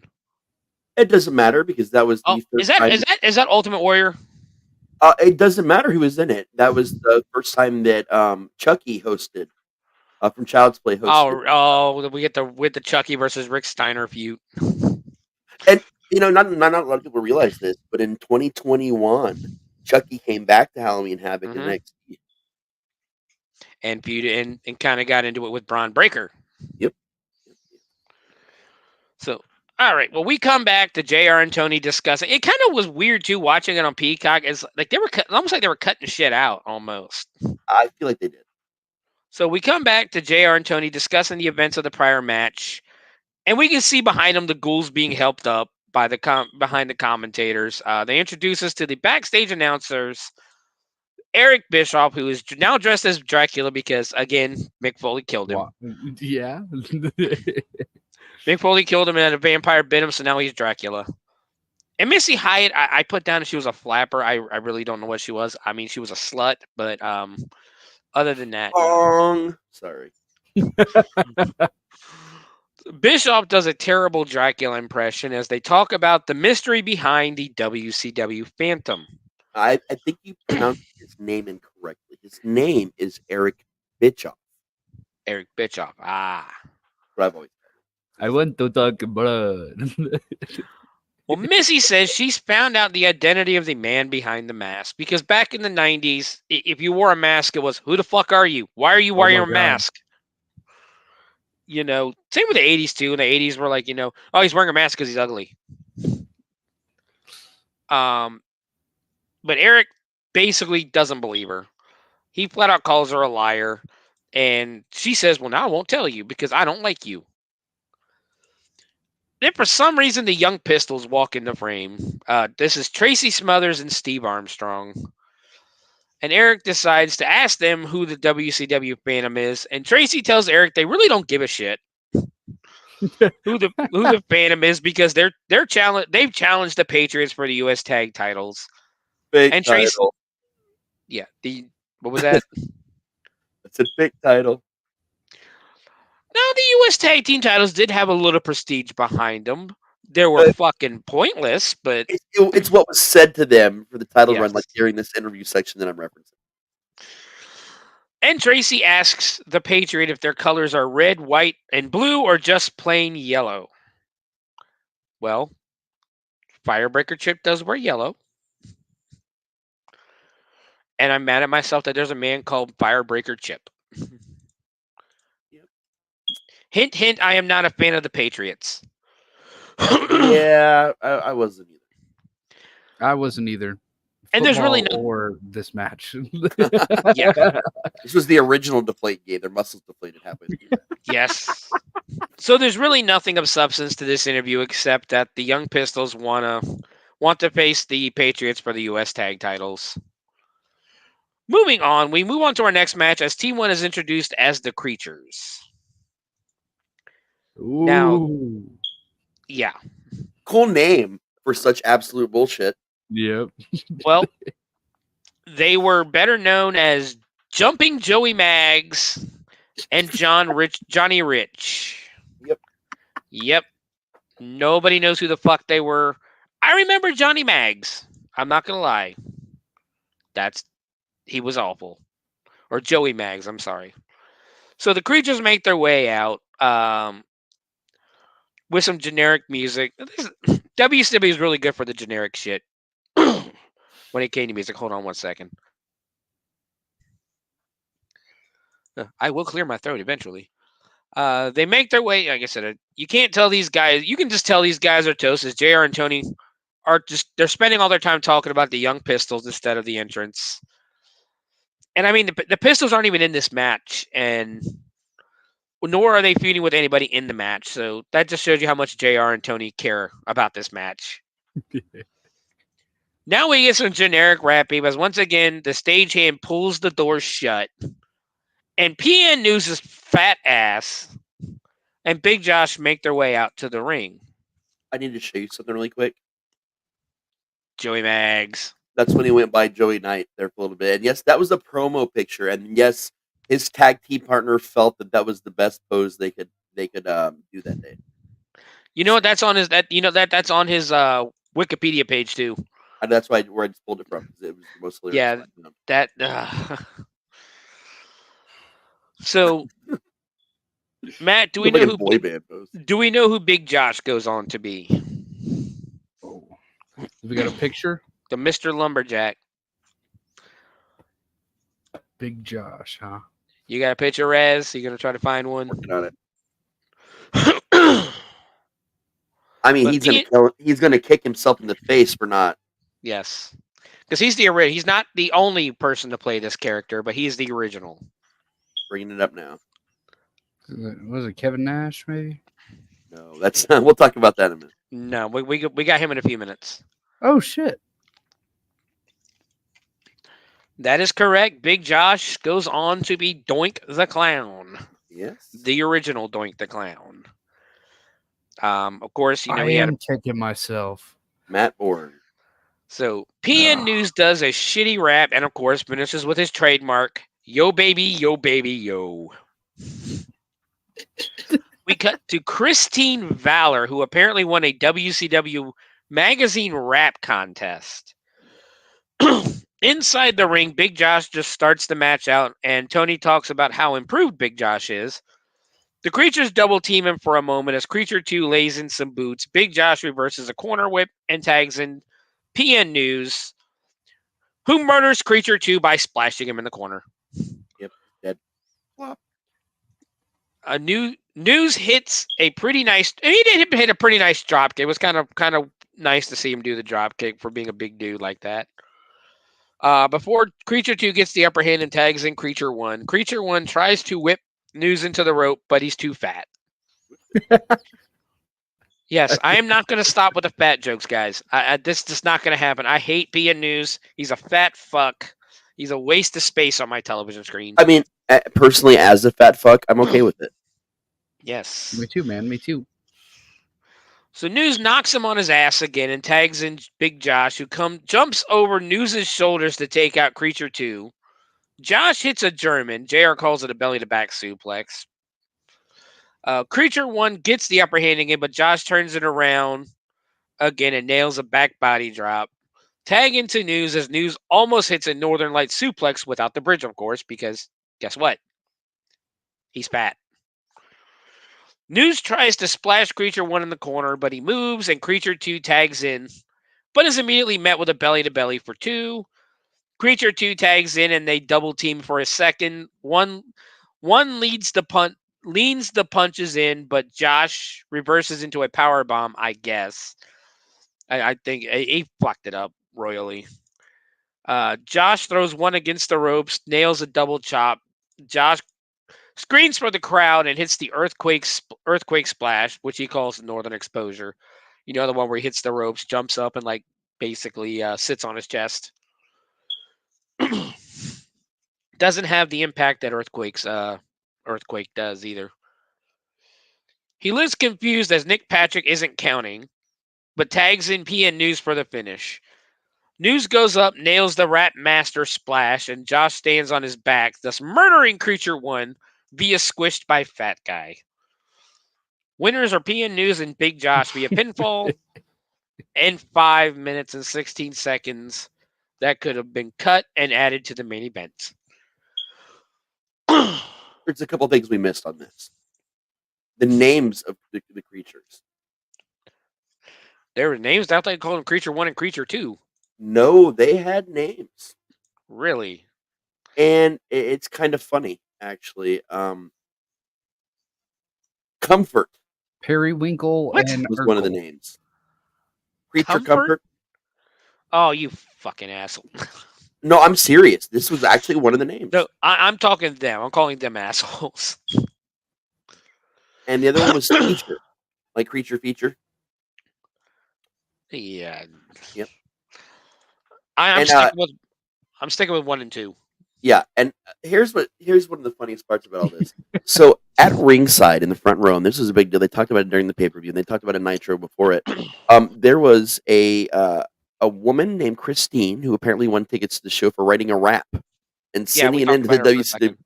Yeah, the WCW magazine as part of the contest, and she wins, and her prize is this pay-per-view featuring PN News and Big Josh as a tag team. This was her prize. Good Lord.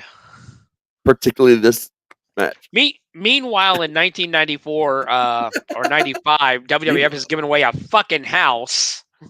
In your house pay-per-views, baby. The faces celebrate, and JR just talks about the next match because fuck PN News. PN News, if you're listening, fuck you. Yep. I mean it. And that's the news. So the next match is scheduled for one fall, and from Huntsville, Alabama, beautiful Bobby Eaton comes to the ring, and they are praising Bobby for being ranked number 7 in the WCW magazine and that. Then we get a Dynasty ripoff music as Alexandra York, better known as Marlena, and Terry Runnels, leads down Terrence Taylor, who is wearing a tuxedo for reasons.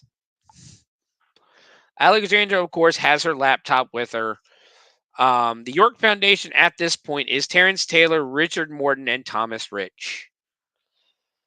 Now, Matt, what she would do is she would type in scenarios to her little laptop, and it would tell her the next move that her guy should use, and how to win the match.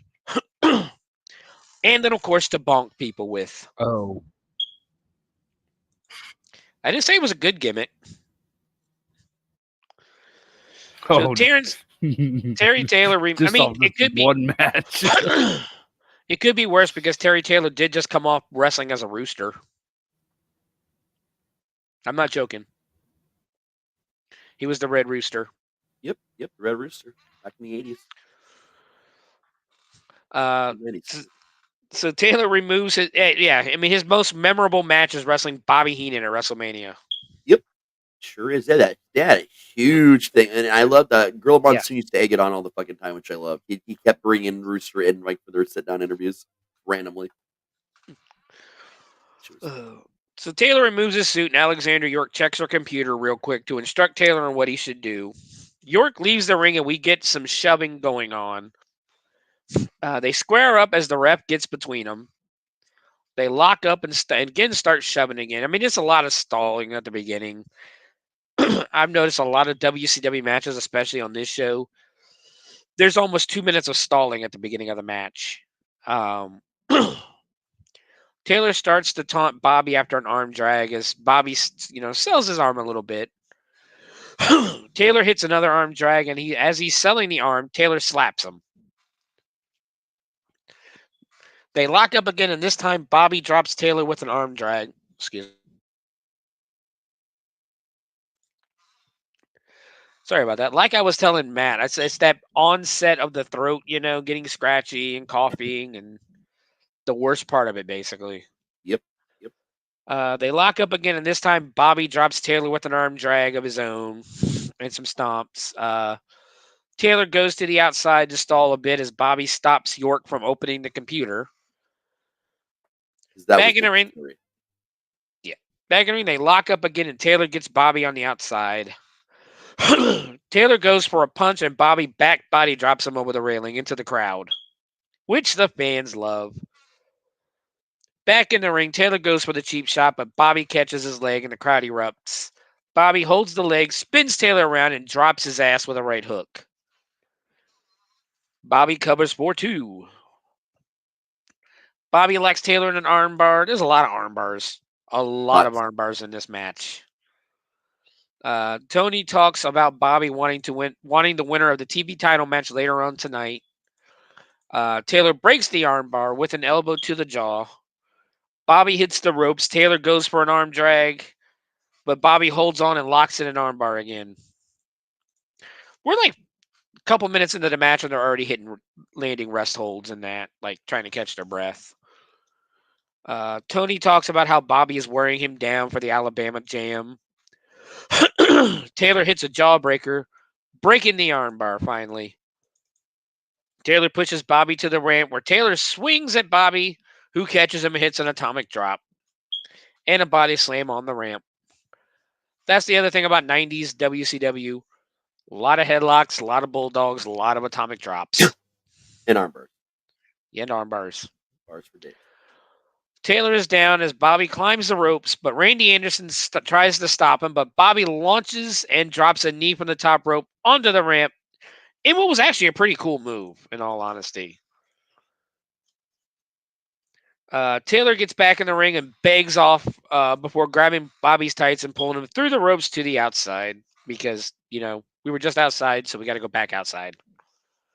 Bobby tries to get back in the ring and gets slammed back first into the ring post. Taylor hits the ropes, knocks Bobby off the apron and into the guardrail with a hip check. Bobby is hurt on the outside, and Terry meets him out there with a clothesline. Alexandra opens the computer to show Taylor the strategy he should use next. JR mentions that Bobby only has until the count of 10 to return to the ring in case you've just started watching wrestling. Bobby gets back in, and Taylor whips him into the opposite corner, follows him with a clothesline. Terry covers for 2, and then pulls him up, and Bobby starts nailing some right hands, fighting back. But Taylor reverses, sending Bobby again to the ramp. Outside on the ramp, Terry sets him up and drops Bobby with a beautiful gut-wrench powerbomb. It was. JR says if his back wasn't injured, it was now. That's essentially what a powerbomb does, yes. We get some crowd shots as it is packed at the UTC arena tonight. Taylor drops some knees on Bobby as he tries to re-enter the ring. The ref admonishes him as Taylor goes up and leaps off the top rope for a superfly splash. He covers Bobby and it only gets 2, much to his chagrin. Taylor locks in a chin lock, and Tony says this isn't a move that will put away Eaton. The ref checks Bobby's arms, and Bobby stops his arm from falling a third time. Bobby gets up and starts hitting Taylor with some rights. Taylor then knees Eaton in the abdomen, kicks Bobby off the apron, and he goes back to talk with York again, and Bobby just nails him with a couple of rights before being counted out. He wasn't counted out, though. I don't know why I wrote that. Bobby goes up top and hits a sunset flip for 2. Taylor hits him with the clothesline as the crowd goes dead now. As good as technical as this match is, this crowd is obviously bored. Like, these are 2 guys as good as Bobby Eaton was, the crowd didn't care. And Terry Taylor, I don't think anybody ever cared about Terry Taylor. No. Not even a little. Taylor locks in a camel clutch, and we sitting for a long time in this hold. Like, it lasts a couple of minutes. Bobby finally breaks the hold with a jawbreaker of his own. Bobby goes to splash Taylor, but Terry has the legs up. Both men are on the ground writhing.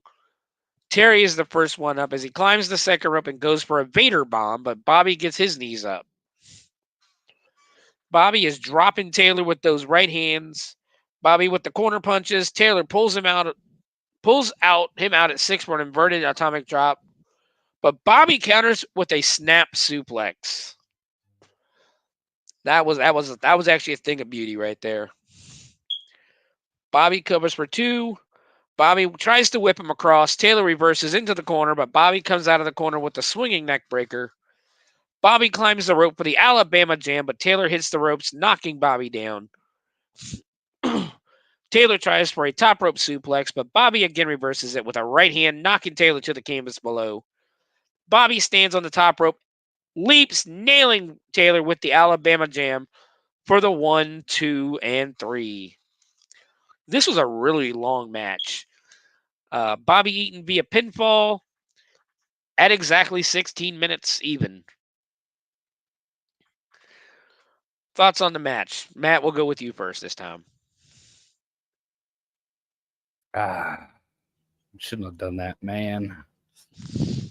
See, all right, Raz, do you want to go first? Yeah. Go ahead, Matt. Yeah, go ahead, Matt. Are you ready? These guys, I'd never seen in my life before. Of course, I watched the match all the way through. It wasn't it, man. It really wasn't that good at all. Yeah, I tried to put my unbiasedness into it. There's a couple cool moves here and there, but it was just boring. I get it. For a modern fan, it would definitely. I don't even think for fans back then it actually hit the mark. But Raz. Okay. Well, the computer aspect of this was it was funny back then. I remember thinking that was fucking amusing, and it was amusing this time. What kills me is that Bobby kind of weirdly got over more as a babyface in this match, and they really built him up for like this quest for the TV title. But then, pretty much immediately after, he turns heel and goes back to becoming a tag team wrestler for the rest of his career, and that's a what the fuck situation. In the later 90s, he kind of became a jobber on like Nitro and that. But other than that, yeah. I mean, later on we'll find out because excuse me again. God damn. Technically, this show is the formation of the Dangerous Alliance, who Bobby Eaton will eventually join. We'll talk about that later on. But yeah, I can definitely see, unless you're a fan of like rest holds, this match doesn't have it. Like, even the crowd was bored. Terry Taylor never was that great, honestly. The most interesting thing about him was when he was a fucking rooster. Yep. I loved him as Red Rooster. I loved the Red Rooster as a kid. That was like, growing up, that was one of my favorite fucking characters in wrestling, to be honest with you. Oh, yeah. When he was a face and fighting Bobby Heenan, oh, yeah, I loved him. Terrence Taylor fucking sucks. So JR and Schiavone now talk about how Michael Hayes was the original opponent for Johnny B. Bad. But since he is injured, Jimmy Jam Garvin would be taking his place in this match. And Hayes will be on the outside. God damn you for taking this match. We go back to Gary Michael Capetta as Bad Street USA plays and outwalk the Freebirds with Michael Hayes' arm in a sling. They actually get a warm reception because, Chattanooga is not that far away from Georgia. From the Chattanooga faithful, and they're doing the tomahawk chop because, they're from Georgia. The Braves are in the World Series back in '91. And I wrote down, it's almost as if the guy who owns the company also owns the Braves. Next out from Macon, Georgia, heel Johnny B. Bad. And I don't remember him as a heel, in all honesty.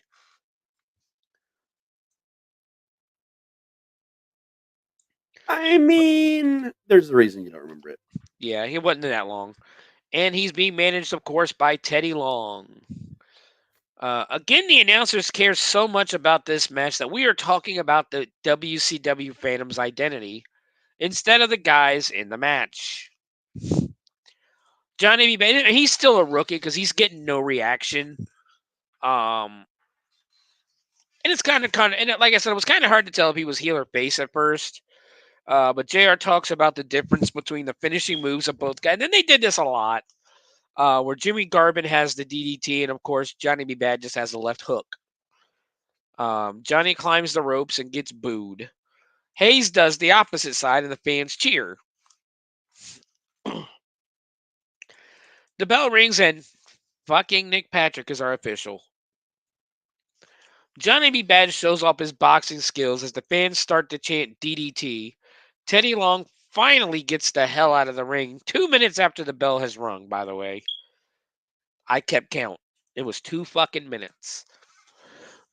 They finally lock up, and Bad pushes Garvin into the corner, and Bad solidifies his heeldom by hitting Garvin in the gut with a left hook instead of the clean break. They lock up again as Garvin hits the ropes, and Bad shows off his athletic ability and does multiple leapfrogs and drop downs. They trade arm drag attempts as they get closer to the ropes, and Garvin ends up arm dragging Bad over the top rope into the floor. Remember, Matt, how you were saying in the previously about the over the top rope rule? Yep. They only pick and choose when they were going to use it.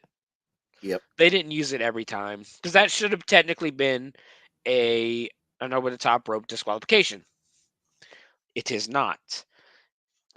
Hayes is celebrating on the floor as Nick Patrick is distracting and admonishing Garvin for something he should have probably been disqualified for. Hayes takes his arm out of the sleeve and sling and nails Bad on the outside with the right hand. The fans cheer for this as now both sides are doing heel tactics. Bad gets back in the ring, and we get more rope running before Garvin counters into a power slam. Garvin hits the ropes a few more times as Bad gets up, and Garvin drops him again with a shoulder block. Bad rolls to the outside where Teddy checks on his man. Bad is worried about his pretty face, of course, and Teddy is telling him to slow the pace down. It can get slow, and I wrote down it can get slower. Lock up again, and Garvin with the arm wringer on Bad. Remember how we said they like to do arm ringers on arm bars? He gets Bad down and leg drops him on the arm before pulling him to his feet and holding onto the arm wringer. Bad counters with a punch to the face. Bad gets angry and starts pounding on Garvin's back. Bad is angry as he keeps attacking the ribs of Garvin. He's basically just whipping his ass. Bad hits the ropes and nails a jumping clothesline. Actually, would look pretty good. The fans are chanting DDT. Bad has Garvin in a reverse chin lock with his knee in Garvin's back. Teddy Long gets on the ring apron and tosses Bad a towel and easily distracts Nick Patrick. And Bad wraps the towel around Garvin's throat, choking him. Garvin gets to the ropes while Patrick has his head up his own ass. And Bad drops the towel and keeps up the body shots on Garvin as Hayes shows Patrick the towel that was still on the fucking ramp. Basically, Nick Patrick's looking and goes, "Oh, that's weird."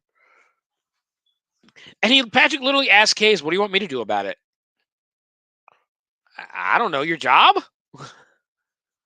Yeah. Bad with a back body drop on Garvin. Garvin in the corner and now gets some more body shots. Bad whips him across the ring, but Garvin reverses it and goes in, but Bad catches him with the boot, drops him with a clothesline. Bad to the top and almost breaks his own fucking neck doing a sunset flip from the top because Garvin was too far away from the corner. Bad covers for 2. Bad doesn't hesitate as he body slams Garvin, then heads to the top for a Macho Man style elbow drop. Slams him down again and goes up top again, but Garvin is up and Bad goes for the axe handle. Garvin was supposed to punch him in the gut as Bad does the flip, but I can honestly say I did not see Garvin punch him. I don't even think his hand moved, honestly. Bad sells it, though, as Garvin gets him up and puts him in the corner. Garvin with the whip. Bad reverses. Bad leaps to hit an elbow, but misses and flies over the top to the outside. We see some blood on Garvin's arm, but neither seem to be busted open anywhere. Bad gets on the apron. Garvin whips him over the top. Again, over the top rope. The fans are chanting DDT as Garvin misses the elbow drop. And they hit the ropes again. Like, there's just running the ropes a lot in this match. Bad and Garvin both jump and hit heads in midair. Both men are down as Patrick starts counting. Bad up first. Bad swings and Garvin with a vicious DDT out of nowhere. But guess where Nick Patrick is doing? He is being distracted by Teddy as Garvin intervenes. Bad spins him around, nails the left hook for the 1, 2, and 3. Johnny B. Bad via pinfall in 8 minutes and 16 seconds. During the pinfall, Garvin gets his legs on the rope, but Teddy pushes it off. Hayes gets in the ring without the sling and drops Teddy Long. Hayes is yelling at Patrick, but to no avail. In the replay, we can clearly see Bad has a bloody mouth now, though. Do we want to talk about this match? I mean, not the match, but I wouldn't mind talking about Johnny B. Bad for a minute. That's fine. Good old Mark Marrow. Yeah. Mark Marrow. This was such a weird fucking gimmick. The thing about Marrow is he had plenty of his own real life problems, but the dude was not a bad wrestler by any means. No, he really wasn't. And I love Chuck Berry. I'm a huge Chuck Berry fan. Obviously, Johnny B. Good is like it's actually a favorite old school song of mine. Uh-huh. So you would think that this would be some kind of Chuck Berry gimmick, but it was not. It was Little Richard. It was a Little Richard gimmick. And that kills me because the dialogue, the things that he would say, and he spoke like even more effeminately than he did, I feel like, during this.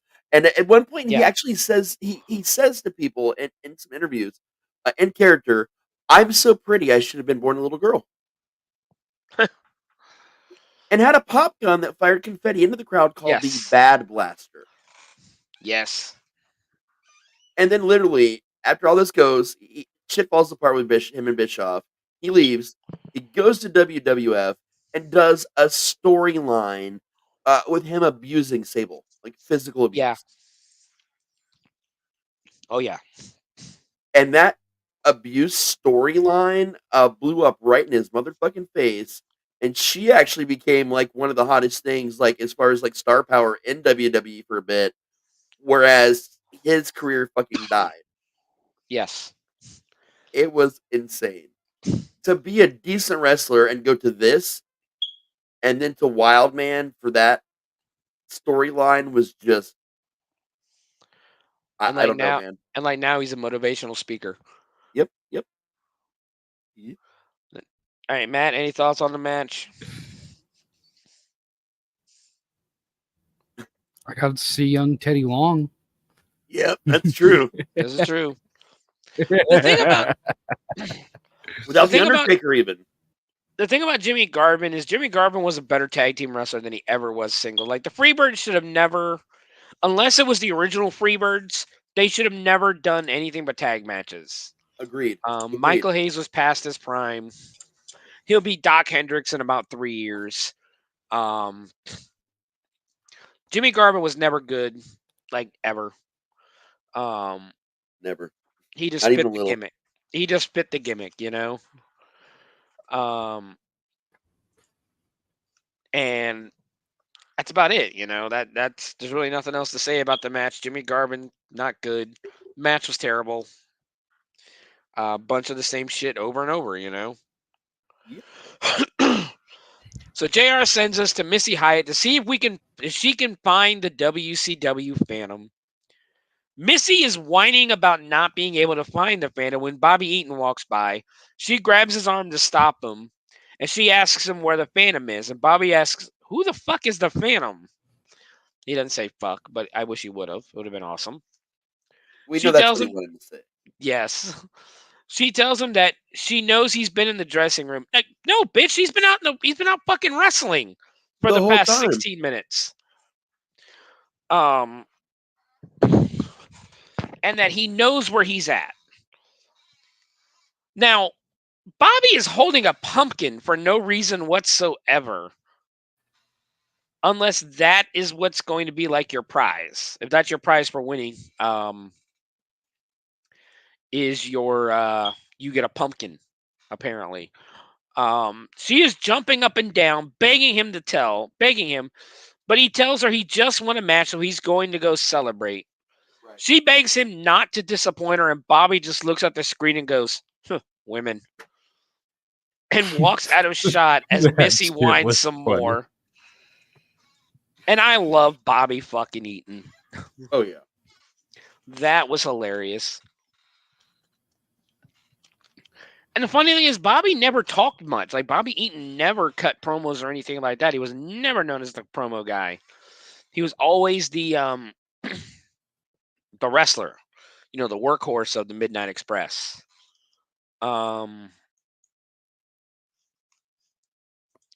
So yeah. Any thoughts on this shit with Missy Hyatt? I think it's awful, personally. I don't like Missy Hyatt, so No one really did. I don't Yeah. think Missy Hyatt liked Missy Hyatt at the end of the day. Oh no, they liked Missy Hyatt, but not for the reasons that WCW No. is trying to show. I said I don't think Missy Hyatt liked Missy Hyatt at the end of the day. No, she really didn't. We go to Capetta, who announces the next matches for the WCW World Television Championship. Introducing first, accompanied by Lady Blossom from Hollywood, California, the WCW World Television Champion, Stunning Steve Austin. JR calls Missy Wendy Weiner, which makes me laugh because that and whining was so fucking annoying. The music hits, and from Austin, Texas, the challenger, the natural Dustin Rhodes. Tony talks about Austin being the hottest athlete in WCW, and then we cut to Lady Blossom in a very low-cut dress, and Tony just says, hello. Tony is a horn dog. Not that I can blame him. Lady Blossom is looking pretty fucking good tonight. Lady Blossom would actually be the ex-wife of Austin's trainer, gentleman Chris Adams, who they actually did have a feud over her in World Class Championship when Austin was first coming up. She would also be Austin's first wife before Deborah. In the ring, the men have locked up, and Dustin puts Austin in the corner. They do some standing chain wrestling before Austin gets dropped with an elbow. They go to lock up again, but Austin takes the legs and goes for a spinning toe hold. Dustin reverses into a half crab. Austin crawls to the rope to break the hold. Austin gets up and tells Randy Anderson that since he got to the ropes, that means he wins, right? I thought that was funny. Yeah, that was hilarious. I was like, no, I got to the ropes. That means I win, right? I mean, he has to break. No, Randy informs Austin that is not the case. They lock up again, and Austin drops Dustin with a shoulder block. Tony makes a very good insight that the TV champion's expected to defend his title 2 to 3 times a month versus the U.S. or world champion who only defends it about once a month. That became a thing with the TV title, though, especially when Regal had it. Like, Regal was defending it every single week on Nitro. It was the TV title. He had to. He had to constantly defend it on TV. That was kind of the point of the title. But my whole thing with Regal was, when they asked him, do you have any aspirations to go for any of the title? Regal would say, what am I going to do? Go for the U.S. title? I hate America. Why would I want to be their champion? Right. And as for the world champion, he's like, Hulk Hogan ain't going to wrestle me. He's afraid of me. So the television championship is right where it belongs and right where I want to be. Fucking great, Yeah. They circle each other a bit and lock up again as Dustin sends Austin into the ropes and is dropped by Austin again with a shoulder block. The pace picks up as young Austin shows off his speed, hits the ropes. Dustin drops down. Austin leapfrogs him. Austin rebounds off the ropes. And Dustin with a flying lariat takes down Austin. They are moving very fast. Like, I don't ever remember Austin moving this fast, like, especially when he was Stone Cold in WWF. But this was fast, and this was phenomenal, the way they did it. Austin to his feet, and Dustin drops him again with a standing drop kick. Dustin covers for 2. Austin gets up, Dustin with a side headlock. Austin's shoulders are down for 2. Austin reverses into a head scissors, and we cut to Dusty Rhodes' mama as she cheers her grandson on. Dustin then a leg lock on Austin, but Austin again gets to the ropes. The ref stands him up again as they lock up and side headlock on Austin. Austin sends Dustin into the ropes, catches him with a knee to the gut. Austin takes him down to the mat with a headlock as we get some mat chain wrestling. Both get up and hit the ropes again, this time with Dustin with the shoulder tackle. Dustin hits the ropes again, and Austin with a hip toss. They chain wrestle a bit before Austin is against the ropes, and Dustin clotheslines Austin over the top to the floor. Tony asks a great question because that is technically a disqualification in this era of WCW. Dustin helps Austin back into the ring, and Austin hits an axe handle on Dustin as he gets back in the ring. Dustin hits the ropes again, and this time with a slide suplex and a cover without hooking the legs for 2. Austin again whips Dustin into the ropes, and Dustin catches him with a knee. Dustin signals for the Bulldog, and Austin avoids it. Austin approaches Dustin, gets a right hand for his trouble. Dustin gets Austin in a side headlock again, shoulders down for 2. Austin rolls him over and gets a 2, but stays in the headlock. Capetta comes on informing us that there are still 10 minutes left in the match, which only happens when, Dustin still has Austin in the side headlock as we cut to Lady Blossom doing some poses for the camera, and Tony talks about how Blossom likes to hide foreign objects in certain parts of her clothing for Austin to use in his matches. JR says he can't see anywhere for her to hide anything on her person tonight with the outfit that she has on. Now JR is a horn dog. While all of this is going on, Dustin still has Austin in the side headlock. JR says that the executive committee would listen to him, Lady Blossom wouldn't be allowed at ringside anyways. Some more back and forth action as Austin reverses an Irish whip into a head scissors. Dustin gets to his knees, trying to pry Austin's leg off his head. He succeeds and puts the headlock back on. JR talks about a double-page fold-out in the newest issue of WCW magazine with Austin and Lady Blossom. And JR asks Tony if he knows why it was 2 pages. And Tony tells Tony he'll tell him after the show. Dustin is hitting the ropes and Austin ducks, and Dustin goes for a body press and misses. Austin bounces off the mat and to the outside. Austin capitalizes and starts punching him repeatedly on the floor before Randy Anderson comes out to stop him. Austin gets back in the ring and tells him he's cool. He's cool. Austin goes back outside and punches him a few more times. And again, heads back to the ring.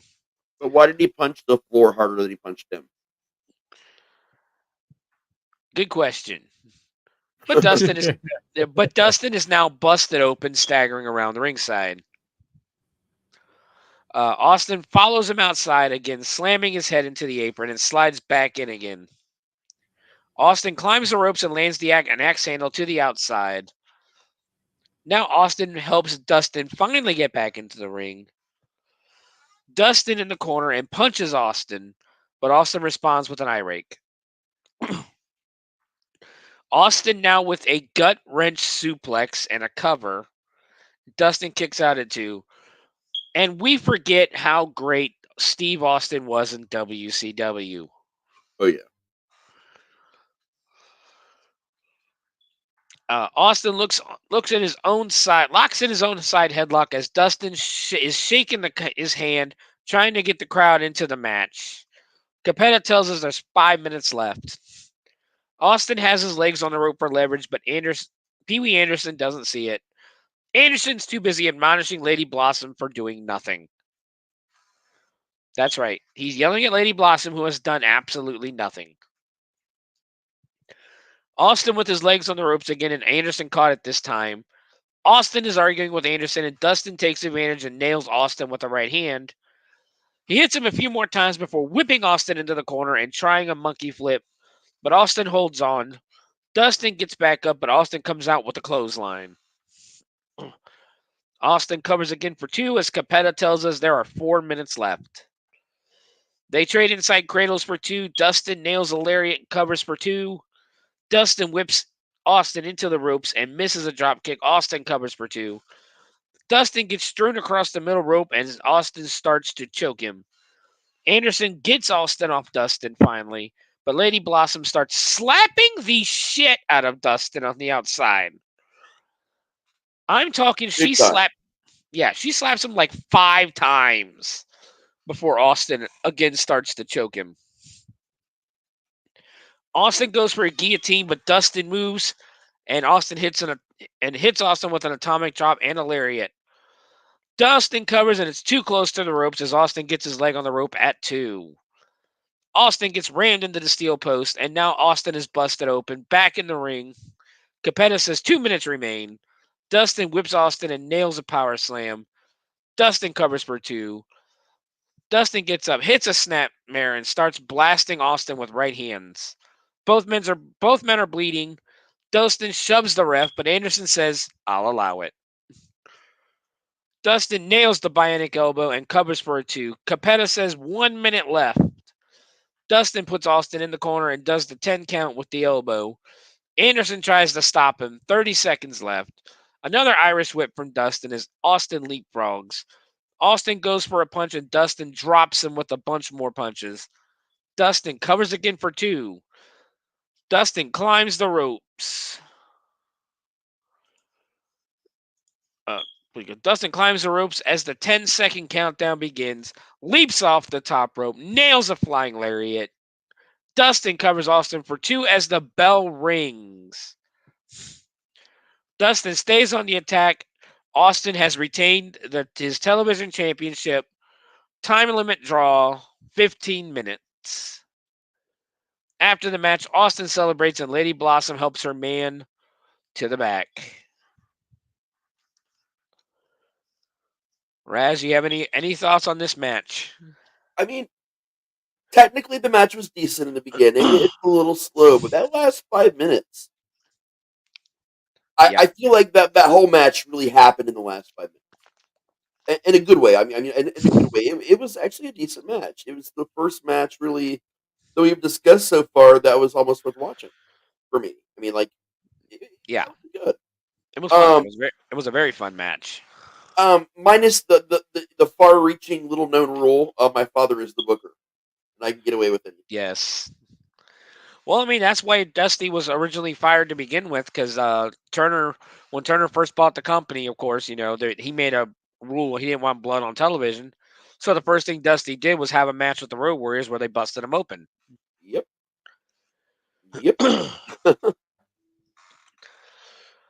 But yeah, I mean, like you said, the last 5 minutes of that match just went into overdrive, and these guys showed exactly what they can do. Both guys would, and the funny thing is, both guys would both go on to more fame and a better career in WWF. Yeah, that's true. Austin becomes the biggest star in the industry. Dustin becomes Gold Dust, and to me, has a career run. But we're gonna move on. I think Matt had to step out for a second, so we'll move on. Yep, I'm here though. Yeah, we now get a promo for Starrcade 91 Battle Bowl, the Lethal Lottery from Norfolk, Virginia. I'm back.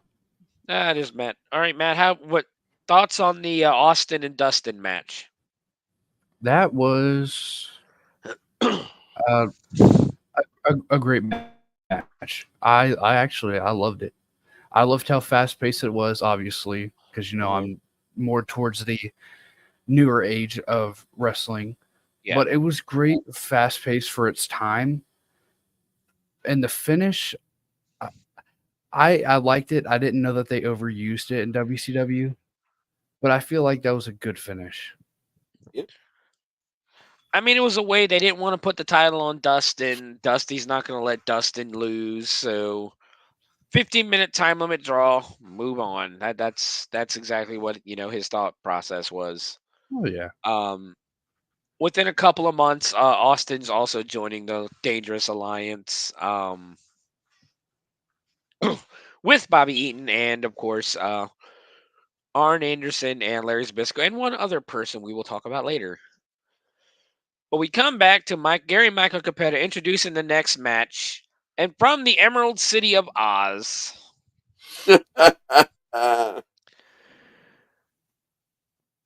Kevin Nash walks out without all the fame from his original debut. Raz, if you can find a picture of the original. Oh, I'm already doing it right now. Oz. Was that at the Great American Bash or was that at Bash at the Beach? I can't remember which one it was at, but so funny story. During the entrance, Kevin Sullivan is I guess it's the midget standing in front of him, like one of the Munchkins, I guess. It was Super Brawl 1, by the way. Was it Super Brawl? Yeah. I'm trying to find the best picture. So for the whole reason they did it, Ted Turner had just, he has Turner Classic Movies. He has this collection, and he wants to try to tie in wrestling with his movies that he owns. And what better way to do this than with his, the most popular movie that he owns, The Wizard of Oz. So we get all the fanfare, we get all this, about this debut. They're walking to the ring. Kevin Sullivan is just over and over saying, "The great and powerful Oz, the great and powerful Oz, the great and powerful Oz." There's monkeys, there's all this stuff going on. What if I told you that one of the monkeys jumped, got caught in the leash, and snapped its own neck, killing it? In the debut of Oz. Yep. Jesus. Live on national television. There is Oz. Guess that is Kevin Nash somewhere underneath there. I'm going to show you another picture in a second to prove it. That is Kevin Nash under the mask as Oz. What the hell? Oh, dude, this.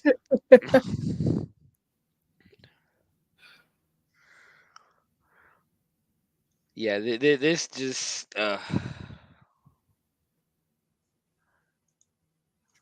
Just stick to Super Shredder. Well, luckily, in a couple of months, they'll get rid of the Oz gimmick and just make him Vinny Vegas. Yep. We see the proof here. Yeah. That's what he looks like without the mask on. And if you look like at this here, it was a little bit more detailed, and they went to this, basically a hoodie later, the equivalent of a bad Halloween hoodie. This is actually and this is the one that was actually from Halloween Havoc, as you can see the tombstones, and it just looks stupid. It looks stupid now. Not that it was really good to begin with. No, it looks a lot dumber when there's no mask. Yep. But Kevin Nash walks out without all the fame from his original debut. Basically, they've already given up. His opponent from Auburn, Alabama, the world's strongest human being, Bill Kazmaier. Now, Bill Kazmaier was legitimately billed as the strongest person in the world. He broke a lot of the records when the strongest man competitions and things like that. Former football player, so of course JR loves him. So Kazmaier comes out, and this motherfucker has an inflatable globe. Like he is Atlas himself. JR mentions that Kazmaier is recognized by the Guinness Book of World Records as the strongest human being in the world, and he apparently has a 661-pound bench press. I would talk more about Kazmaier's history, but do we really care? No, we definitely don't. I don't think anyone cared about this whole fucking match. Like, Oh shit! I don't even know why it's there. Cause it's there because. So Oz and Kazmaier lock up, and they barely do anything. They lock up twice more and barely shove each other. Kazmaier with a headlock, and Nash whips. And I'm going to keep calling him Nash. I'm not calling him Oz. Fuck that. Yeah, let's just stop calling him Oz. Let's Nash, go back to being forgetting that he existed as Oz, please. Yeah, and Nash with some knees. Nash whips him into the ropes and shoulder blocks him, and neither man budges. Kazmaier hits the ropes again and takes Oz down with a clothesline. Kazmaier lifts and body slams Oz with ease. I did say Oz, damn it. Nash gets back up and challenges Kazmaier to a test of strength. Because that's going to keep the fucking fans interested. Oh, yeah, because we give a shit. Hey, look, two giant guys are holding hands. Kazmaier starts to win almost immediately, but Oz kicks him in the gut, dropping him to his knees. I know, that's what I read done. That's why. The announcers are talking about the light heavyweight championship match later on and praising Dustin Rhodes, while these two giant men are doing nothing at all. That's because the announcers don't care about the match either, so they're trying to talk about anything but. Well, it's WCW too. They never really ever talked about the match going on in the ring. It was, hey, this is coming up later. That's true, yeah. More test of strength as Kazmaier starts to win again before setting Oz's hands to the ground and stomping on his fingers. Nash gets mad and pounds on Kazmaier and shoves him into the corner. Nash whips Kazmaier, but Kaz reverses it, hits a hip toss as Oz comes out of the corner. Oz no sells, pops right back up. Oz now sends Kaz across the ring and hits a side suplex. Kazmaier rolls to the apron. Oz helps him to his feet. Now JR is talking about their next show in Tokyo.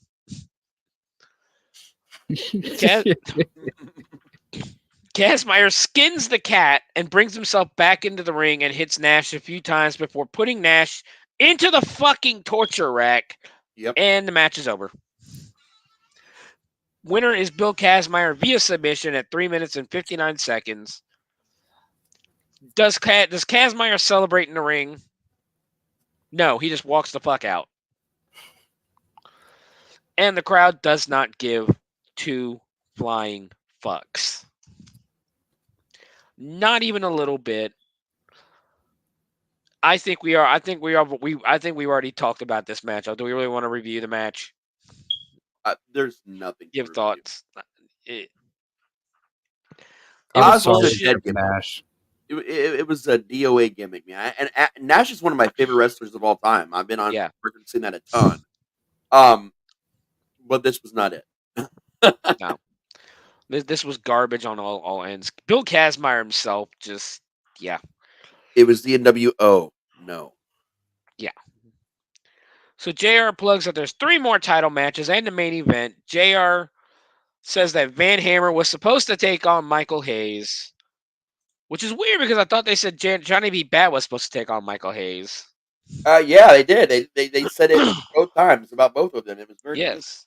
But because of injury, he would instead be taking on Doug Summers? Does anybody remember Doug Summers? Very little, man. And it sounds like some random basketball player from like the 60s or 70s. You don't talk about Van Hammer like that. Spoiler alert coming up. I hate Van Hammer. We go to Gary Michael Capetta as we see some crappy music playing. My guess is WWE. I was guessing at this point it was WWE, the network dubbing that they used to do if they didn't own the rights. Yeah, that's exactly what they were doing. For sure. And for some fucking reason, they have a couple of guys out there with jackhammers. Like, just jackhammering into random cinder blocks. That was for Van Hammer's.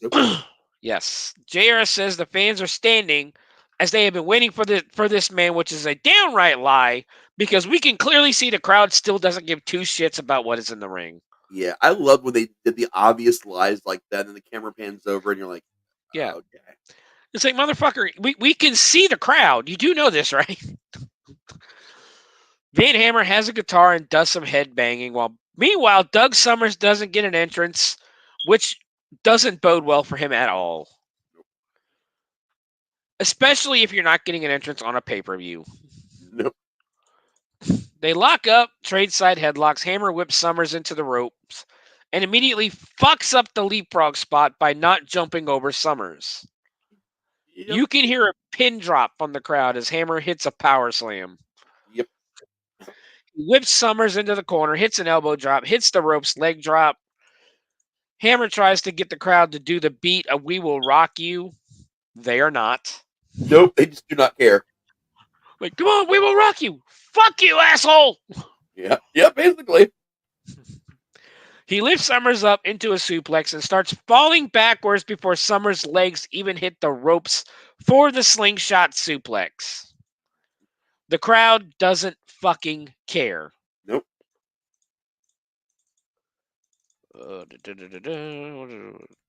And that happens at the minute 02 mark. Dude, I cared so little about this match, I didn't write the rest of it.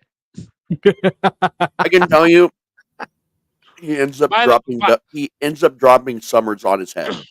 Yeah. Yeah. Van Hammer beats Doug Summers, minute 13 seconds. Fuck Van Hammer. Who the hell is Doug Summers? Let's move on. Basically, Van Hammer was one of multiple attempts to try and push someone really hard that looked vaguely like the Ultimate Warrior. Yes. That's it. Van Hammer just sounds like Van Halen. That was the point. That's disgusting. Yeah. That was the point. Don't Because you ever disrespect Van Halen like that. I know. WWF would try to do something similar with this with Man Mountain Rock, and I don't think that shit lasted a month either. Yeah, but that was at least funny.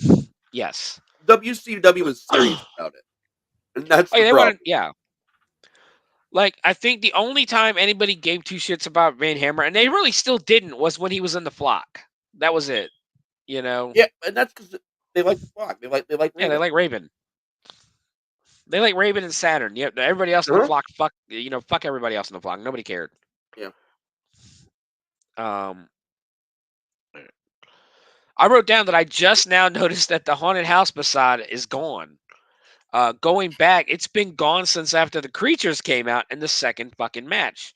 Why would they take it down? It was awesome outside of the camera showing the guy closing the door. We move on to the finals of the Light Heavyweight Championship tournament. This is a tournament that's been going on for a little bit. So the brackets were this simple. Brian Pillman got a bye in the first round. Why, I don't know. He just did. Joey Maggs would lose to, or in the next round, or in the next match, Bad Street would beat Joey Maggs. Bad Street, again, Brad Armstrong in a mask as part of the Freebirds. Mike Graham would beat Terrence Taylor. Richard Morton would beat Johnny Rich. Brian Pillman would beat Matt Badstreet to move on to the finals, and then Richard Morton would beat Mike Graham to move on to the finals. So we go to Gary Michael Capetta, and from Cincinnati, Ohio, Flying Brian Pillman, although they don't call him Pillman.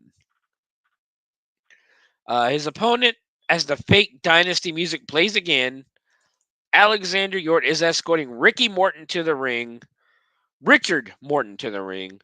Morton, and here's the funny thing. He didn't really change his look up. No, not at all. Turning heel, he still has the fucking Rock and Roll Express tights on. Yep. Which made zero fucking sense at all to anyone. No. Ever. Nick Patrick has the referee bullshit helmet on again. Yep. JR gets giddy as he gets to talk about Pillman's football career. Like, I swear to God, when he gets to talk about football, that man gets a hard on at ringside. Oh, yeah. And it's obvious, too. Yeah, it's fucking ridiculous. Like, wait till the main event and he gets to talk about Lex Luger and Ron Simmons' football career. Ooh. Go Wig.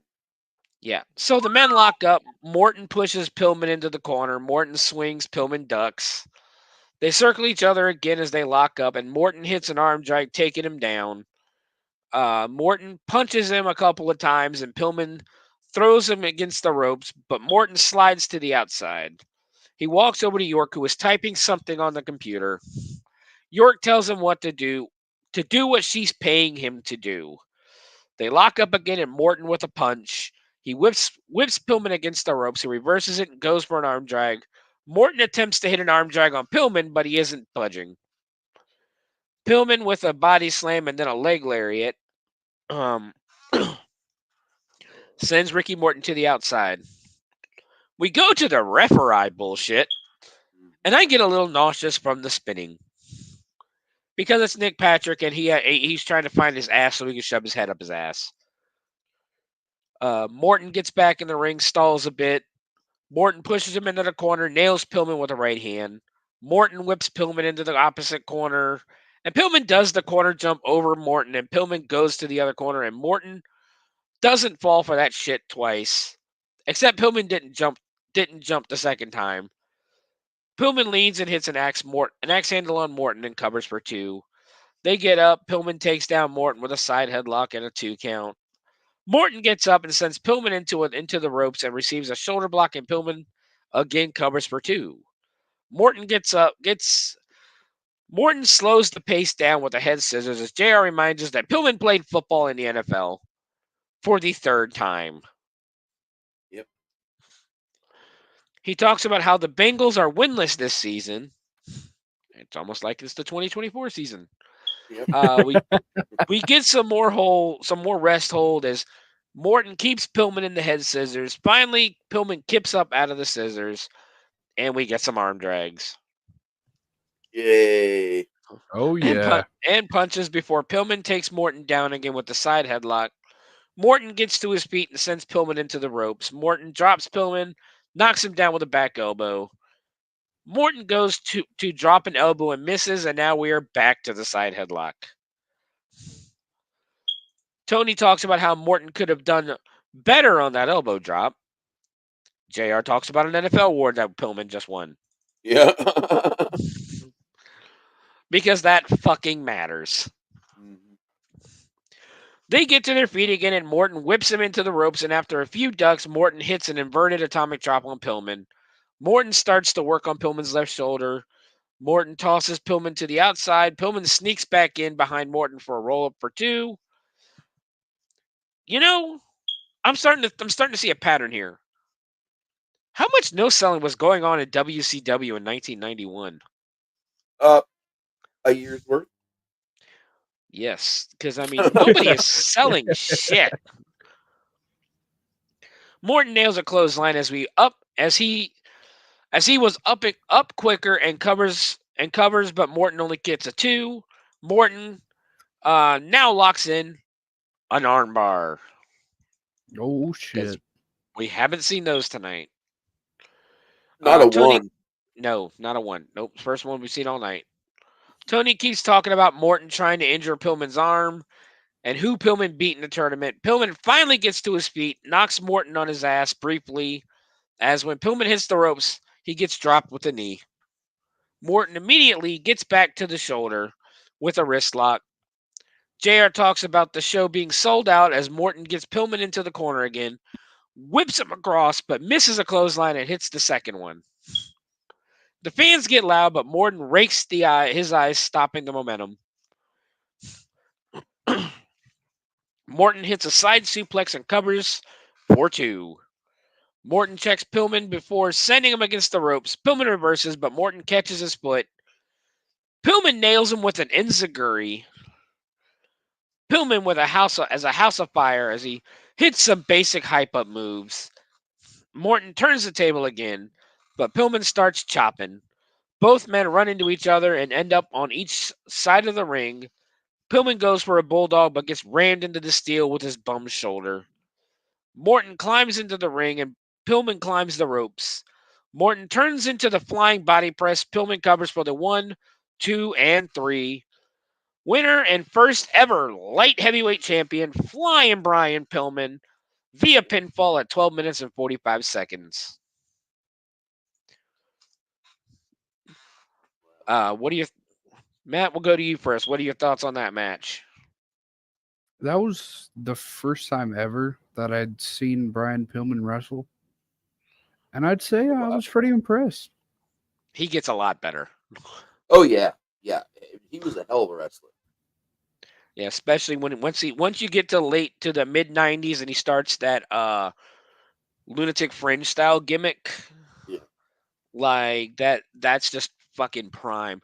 There's actually an episode of Nitro because Pillman eventually joins the Horsemen and they're fighting Savage and Hogan on the outside. Hogan makes a beeline for Pillman because Pillman's getting very popular at the time. Oh yeah, hugely popular. Hogan starts pounding on Pillman. Pillman fucking no sells and pretends Hogan's not even hitting him. Like Damn. he's pretending Hogan's doesn't even exist. Which I can tell you right now probably pissed Hulk Hogan off more than anything. Oh yeah. So Raz, what do you think of that match? Honestly, that was a decent match. I mean, listen, Pillman's always a good time. Yes. I'll never have anything bad to say about Pillman. I wish he could have. I wish he wasn't taken from us when he was. Yeah. He made a lot of decisions that that cut him short, and I feel like he would have had a hell of a career in WWE or WWF at the time. Had we not lost him, and it's definitely a regret seeing a fellow addict not make it from their choices. Great wrestler again. I'm really excited. I'm enjoying his son right now, actually. Oh yeah, his match last night. Him and Charlie Dempsey put on a really good match, and funny as shit though. William Regal was his second in that match last night, and handed Alexis King the brass knucks to use on his own son. But Alexis King did not use them. Said he's nothing like his father, and then got dropped immediately and lost. Sounds like a pretty good finish. It was, dude. NXT's becoming the better show. In all honesty, of everything better. WWE is doing. I haven't seen the Halloween Havoc yet, but I'm about to watch that. If not tonight, then tomorrow. Dude, last night's show was great. The women's division is picking it up. Probably, in all honesty, they're not lying when they say they have the best women's division in wrestling. Oh yeah, it's not a lie. It's not a lie. So Ruka, my heart goes out to you. Well, you have what do you call it? Delta fucking finisher I've ever seen in my life. That is a pretty badass finisher. Yes. Holy shit. But like next week, dude, we got the ECW arena next week on NXT, or the 2300 arena, whatever you want to call it. Main event: Trick Williams and Bubba Ray Dudley against Ethan Page and Ridge Holland. Tony D'Angelo's defending the title against Nunzio. RBD's making an appearance. Francine's making an appearance. Dawn Marie's going to be a special guest referee in a match. Just had me at RBD. Yeah, RBD. They didn't say what he's doing. He says he knows what he's going to do next week, but they didn't say what he's going to do. He knows, but no. Yeah, because he got in the middle of the brawl between Wesley and Javon Evans, and yeah, it's getting so fucking good. Like NXT is becoming my favorite show right now. As good as Raw is with the Miz getting kidnapped again. Yes. I don't know if you guys have seen that video or not, where Miz gets kidnapped. Well, did you guys see what Karrion Kross put out shortly after? Yes, I did. That is the funniest fucking shit. History repeats itself. Raz, did you see that? I did not. So basically, after Miz gets kidnapped, Karrion Kross is in his office, I guess in his hotel room, writing something down. Scarlett comes in and goes, "Hey, Miz got kidnapped by the Wyatts." And Karrion Kross like, "Oh, he got kidnapped by the Wyatts? Yeah, we should probably go help him." He goes, "Well, how long has it been?" I don't know, about 20 minutes. He goes, "Oh yeah, he's dead." But yeah, he's dead. We don't need to go save him. Oh shit. And it goes from there, and it's fucking hilarious. But moving on, JR talks about the mystery surrounding the next match as Eric Bischoff and Missy Hyatt have neither one found out the identity of the Phantom. Some generic music hits and the generic Tom Zank, aka the Z-Man, comes out to the ring to a lukewarm reaction. And guess what? The facade is back. The house is back. The music from Phantom of the Opera plays as a man in a black hat, cape, and a black and white mask makes his way out. He's hiding his face as he enters the ring. The Phantom immediately starts whipping Tom Zank's ass. The Phantom body slams Zank, stomps on him. We get a body slam and then drops him abdomen first across his knees. The crowd is dead as Zank is getting his ass kicked. The Z-Man tries to fight back before the Phantom hits a familiar-looking Hangman's neckbreaker. Yep. Phantom covers 1, 2, 3. The WCW Phantom wins the match in 1 minute 27 seconds. Embarrassing. It's Tom Zank, so after the match, Tony comments on the similarity of the Hangman's neckbreaker and the Rude Awakening. That's it. Do we really want to talk about this? It's a minute 27 match. Minute 27 seconds of Tom Zank getting his ass handed to him. Yep. It was really, it happened very quickly. Yep. The Phantom did one hell of a job. Yeah. Yes. Are we talking about who he is? Because I mean, obviously we know who he is. In a minute, we will. I didn't want to just bust it out and Yeah. plan. Yeah. So when we come back, Gary Michael Capetta announces that the next match is for the WCW World Tag Team Championship. Boo. Out first from WCW Special Forces. I did not know WCW had its own army. Yeah. Neither did they. They are the U.S. Tag Team Champions. Firebreaker Chip can suck a dick, and Todd Champion. In fact, he can suck 12. Yes, he can suck the whole bag if he wants. Yes, the whole The bag. Patriots. Their opponents, the WCW World Tag Team Champions, Arn Anderson and Larry Zbyszko, the Enforcers. Arn does the throat slip on the ramp as the fans are fucking going ballistic for Arn Anderson. I mean, who wouldn't? Let's be honest. I mean, he is the badass. So, Yeah. again, one of my favorite wrestlers of all time. He's earned his respect. Yes. Who I've never been a Four Horsemen, fan at all, ever. But I do like Storm. Growing up, going every week in Norfolk, you had to be a Four Horsemen fan. Tony talks about how Arn and Tully attacked. I wrote Tully? Jesus Christ. As if Tully Blanchard was still in WCW at the time. How Arn and Larry attacked Barry Windham in the parking lot. Larry and Firebreaker Chip start the match off. Ross talks about the Young Pistols and how they defeated the Freebirds for the U.S. Tag Titles. The Young Pistols did not defeat the Freebirds. The Patriots defeated the Freebirds for the U.S. Tag Titles. And the Young Pistols won a shot at them. We get some pretty basic rope work, and Larry locks it in an abdominal stretch. Chip reverses it. Larry locks Larry into one. Larry escapes with a hip toss, and we get some more chain wrestling until Chip rolls Larry up for 2. Larry claims Chip held onto the tights. And then there's this guy in the front row giving Larry the business, enough for Larry to notice and tell him to shut the hell up. Larry makes the tag to Arn, and the crowd cheers, and JR calls Arn Anderson the greatest tag team wrestler of all time. Chip tries to lock up, but Arn goes behind with a takedown. But Chip the Firebreaker escapes, and Arn slips to the outside. Oh, excuse me. 1 second.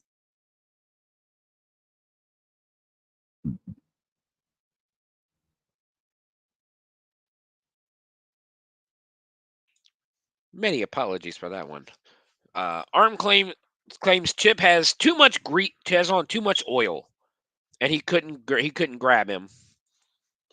Back in the ring, Arn goes to grab again, but gets dropped by a shoulder block. Arn slows the tempo of the match and locks in an armbar. Chip reverses and tags in Todd Champion. Champion locks in a wrist lock. Arn gets Champion down, lays into him with the boots. Raw says they need to mat wrestle Champion because of how tall he is. I mean, wouldn't you just go for the fucking knees? Yeah. And I bet you that's the first time he ever complained about lube in his whole life. Yes. Arn slingshots Champion over the top, back into the ring. Arn stomps some more, and Champion goes back to the apron. Arn tries to slingshot him in again. But Champion slingshots Arn out. Arn, which technically is throwing him over the top rope. DQ. But again, the refs are going to allow it. On the outside, Arn goes for a pile driver, but Champion reverses it into a back body drop. Champion slides back into the ring, and Chip helps Arn back inside. Champion locks Arn into a bear hug, but Larry comes in, which causes Chip to come in and cause the distraction, so Larry can hit Champion with a kidney shot, breaking the hold. Arn and Larry double team as Champion as Chip distracts the referee some more because he's a fucking idiot. They whip Champion across, but Todd bounces out of the corner and hits a double clothesline.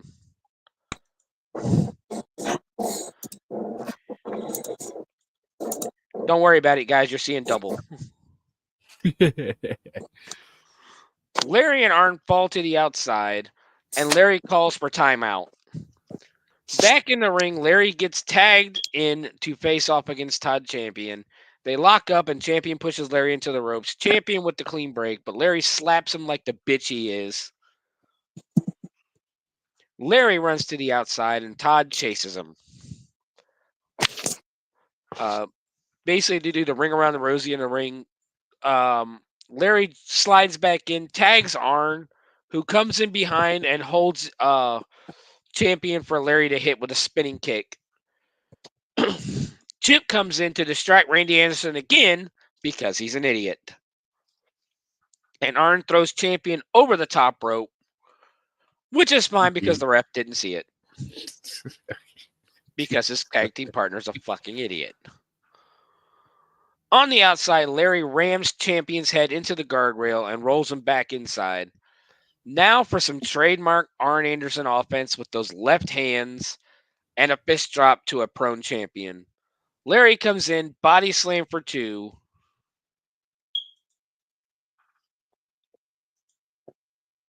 We have 2 Razzes again. Oh. And hits a neck breaker for 2. Or Zbyszko spins him around and hits a neck breaker again for 2. Larry tags out to Arn, who comes in.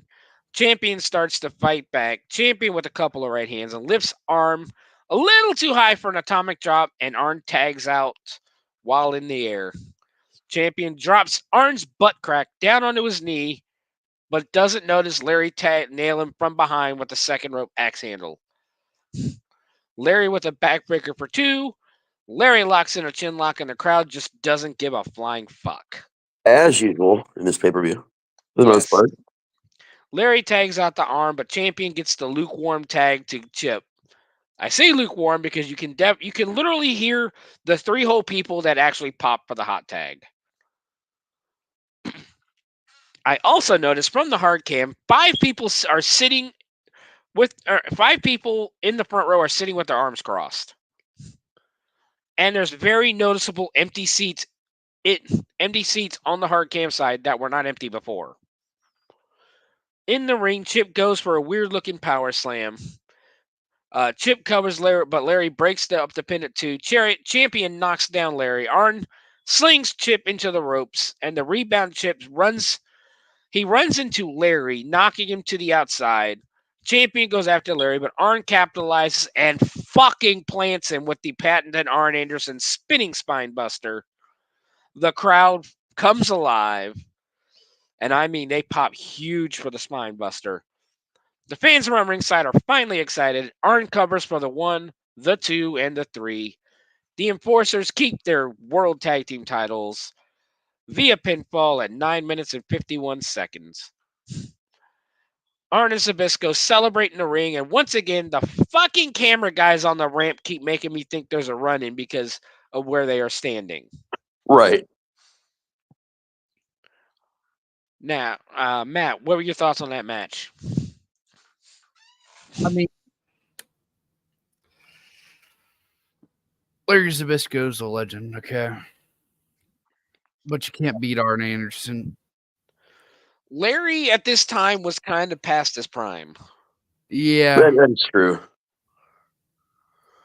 But Arn Anderson did great. Fuck the Patriots. Once again. Fuck Firebreaker Chip as the bitch he is. I did not see one impressive thing from the Patriots. I'm not gonna lie. They'd be gone pretty soon. They don't last very long. For obvious reasons. Yeah. And it was yeah. Raz, what were your thoughts on that match? It happened. I can honestly say I just love the fact that the crowd came alive for Arn Anderson. When he hits that fucking spine buster, that whole crowd, everybody should be out of their seat. Wow. Because that is the greatest, to me, that is the greatest spine buster of all time. Oh yeah. Especially when he fucking snaps that shit. So we cut to JR and Tony talking about the Enforcers being the best tag team combination in the business. JR also tells us that Eric Bischoff has a very special interview with a guy who always has a lot to say. And we cut to Eric Bischoff still dressed as Dracula because, Mick Foley killed him earlier. Mick Foley killed him earlier with his finger guns. Yeah. Bang, bang. He reminds us that the main event is still to come.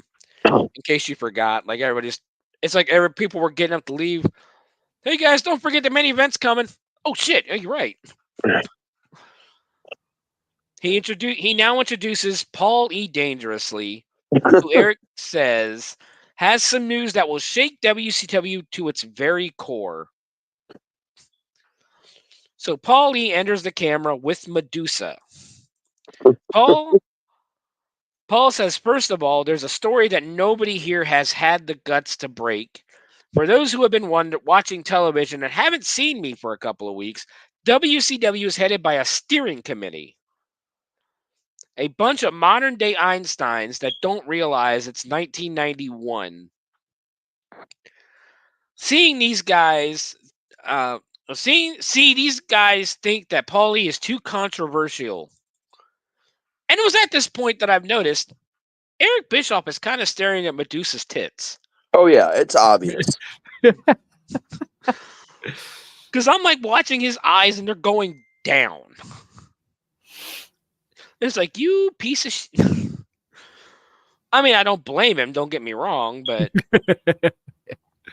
Don't make it so obvious.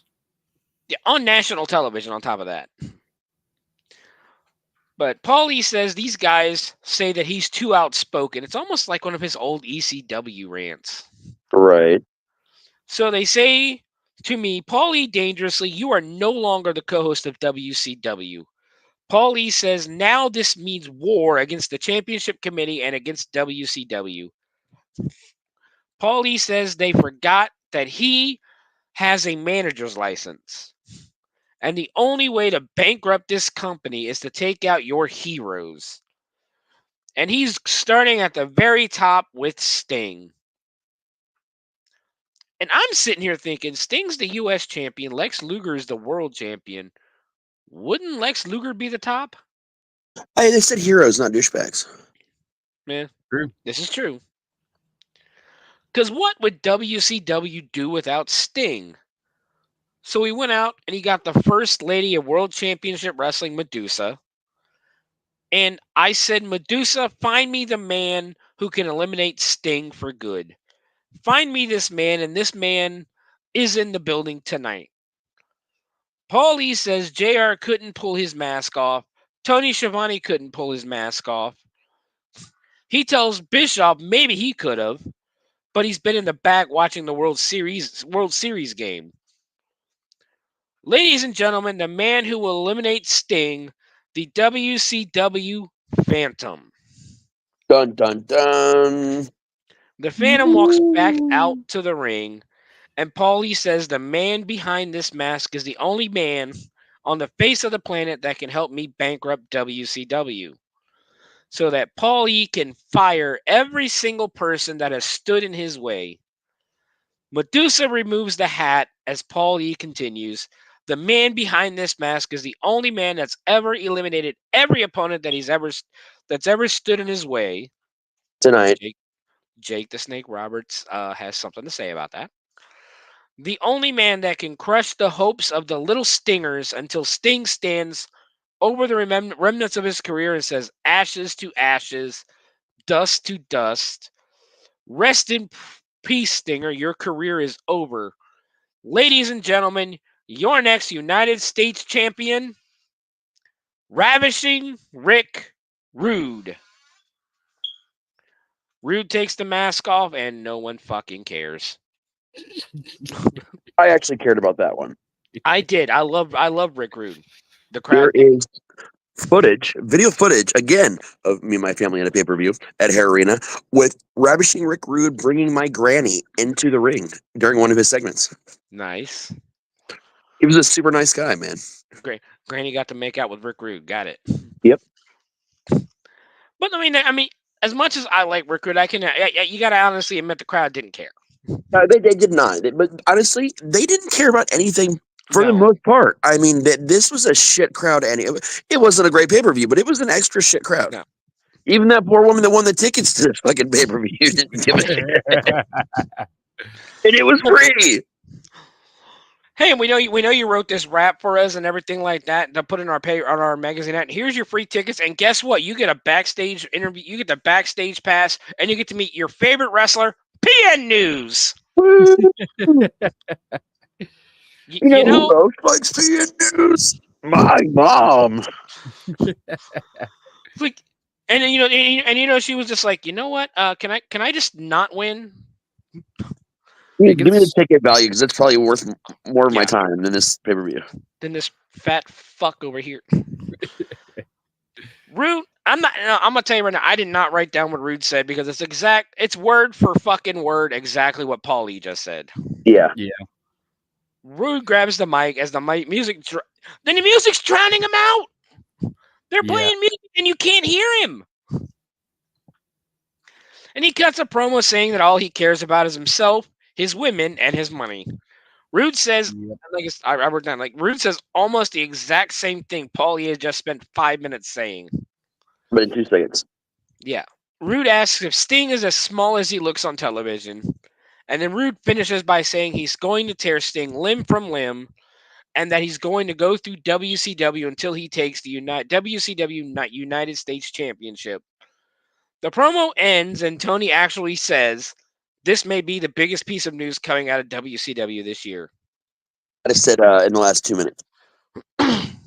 I wrote down, meanwhile, Ric Flair is appearing on WCW Television with your fucking title belt. Yeah. See, I like Rick Rude and all, but when he had that match against that random person, Tom Zink, you can tell that is Rick Rude under the mask just from the mustache. Oh, yeah, dude. That mustache did not fit under that mask well at all. That was poorly planned. And I would also like to say that random guy was a former WWF Tag Team Champion. Sure was. So, yeah. It's still Tom Zink. Don't get me wrong. He still fucking sucks. But so now it's main event time. JR gets hurt again as he gets to talk about how Ron Simmons returned to his alma mater, Florida State University, to train to prepare for his match with Lex Luger.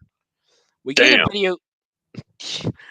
video package, and it's Ron Simmons doing football drills and running up and down the stands of the stadium. Fucking Rocky style. Yes. We see Ron talking to Bobby Bowden, the coach of Florida State University. And it ends with Ron Simmons at the top of the stands, like you said, Rocky Balboa style. Dun-dun-dun. We come back to Chattanooga and some music hits as Gary Michael Capetta announces this is our main event of the evening. We cut to a random fan just holding an FSU hat. Yeah, this is the last match of the evening, and I promise you can all go home. Yes. And then to the stage as Ron Simmons is coming to the ring with his second, Dusty Rhodes. Tanya Harding comes out and Fucking kneecaps him. Yep. JR immediately starts talking about how Simmons is dressed in the Seminole colors. And by the way, they lost last night. Yep. And we cut to the entryway again. The haunted house beside is completely gone as 5 huge letters spelling Luger are now on the stage. Loogie, Lex Luger. Yes. Out comes Luger with Harley Race and Mr. Hughes. And Mr. Hughes has a hard time going between the U and the G. Yeah. He is introduced as the WCW World Heavyweight Champion, the total package Lex Luger. They want the camera to go inside the ring to try to hear Nick Patrick give these men their instructions, and it's fucking Nick Patrick. So I have a question. So, Yes. like, when they call him the total package, does that just mean he's a complete dick? Possibly. Because they call him the total package because he's supposed to be able to wrestle. He's supposed to have great wrestling ability and the perfect physique. I'm just thinking about words and how words work. You know, total, complete, package, dick. It's, Yes. you know. Well, I mean, he would be gone from WCW in about a year or so. As he did have to go to WWF for a little bit. He actually, when he leaves, he actually doesn't sign with WWF to begin with. He signs with the World Bodybuilding Federation. Right. That failed fucking shit that Vince tried. Miserably. So during the instructions, though, Nick Patrick tells Mr. Hughes he has to go to the back. Why the fuck did he come out to begin with? Like, if he's going to have to go to the back, why did he come out to begin with? He was bored. Like, that just doesn't make any sense. It's WCW 91. He Luger, forgot to take her. yes. Luger and Simmons start staring daggers to each other. Mr. Hughes has not left yet, by the way. JR reminds us that this is a 2 out of 3 falls match with pay-per-view time remaining. JR goes over Ron Simmons' football accolades and how these two were teammates on some bullshit Chicago team. Some bullshit like minor league, not NFL. Yeah. League that nobody gives 2 shits about. Kids like football. Yes, possibly. So they locked up and try to out-muscle each other, and we get a stalemate, which confuses Luger because nobody can normally match up with his power. We get some stalling now from Luger as we get some more standing chain wrestling until Luger slides his leg over the ropes, to break the holds. JR talks about Luger going to school at the University of Miami, and I'm already sick of fucking JR talking about football. Ross actually talks about the history between Harley Race and Dusty Rhodes, though, as Dusty has beat Harley twice for the NWA World Championship. Luger pushes Simmons into the corner. Ron pushes him out and goes for a drop kick but misses. Luger takes advantage and starts pounding and kicking on Simmons. JR says that Luger likes to use the pile driver and call it the attitude adjustment. And all I can think of is John Cena is going back to 1991 to sue the shit out of Lex Luger. Yeah. Luger whips Simmons into the ropes, but Ron hits a face buster. Ron nails a clothesline on Luger, whips him into the ropes, and nails the power slam. Ron whips him into the ropes again and hits the spine buster for a 1, 2, and 3. Ron Simmons has won the first fall in 4 minutes and 54 seconds. So now the competitors have champion look great. Yeah. Your champion just looked so great in that. A champion that's only had the belt for 4 months too. Yeah. Or 3 months rather. Great American Bash is in July, so that's 3 months. Ron Simmons has won the first fall. The competitors now have a 60-second break as Dusty and Harley Race both give their guys pep talks. Well, that shit was so dumb. Harley was not talking at all. No, he wasn't. Tony says that Luger's corner is worried sick. Tony says that Harley never said a word to Luger, but just kept staring down Dusty Rhodes. Luger remains down the entire break, and JR says something might be wrong with his lower back, which it is kind of weird that he was down the entire time. That's true. The bell rings. Simmons is stalking Luger and waiting for him to get out of the corner. Nick holds Simmons back as Luger walks the ropes. Luger is stalling big time. He finally comes out of the corner. They go to lock up, and Luger with the gut kick. Luger tries the vertical suplex, but Ron reverses it and also hits a back chop on Luger.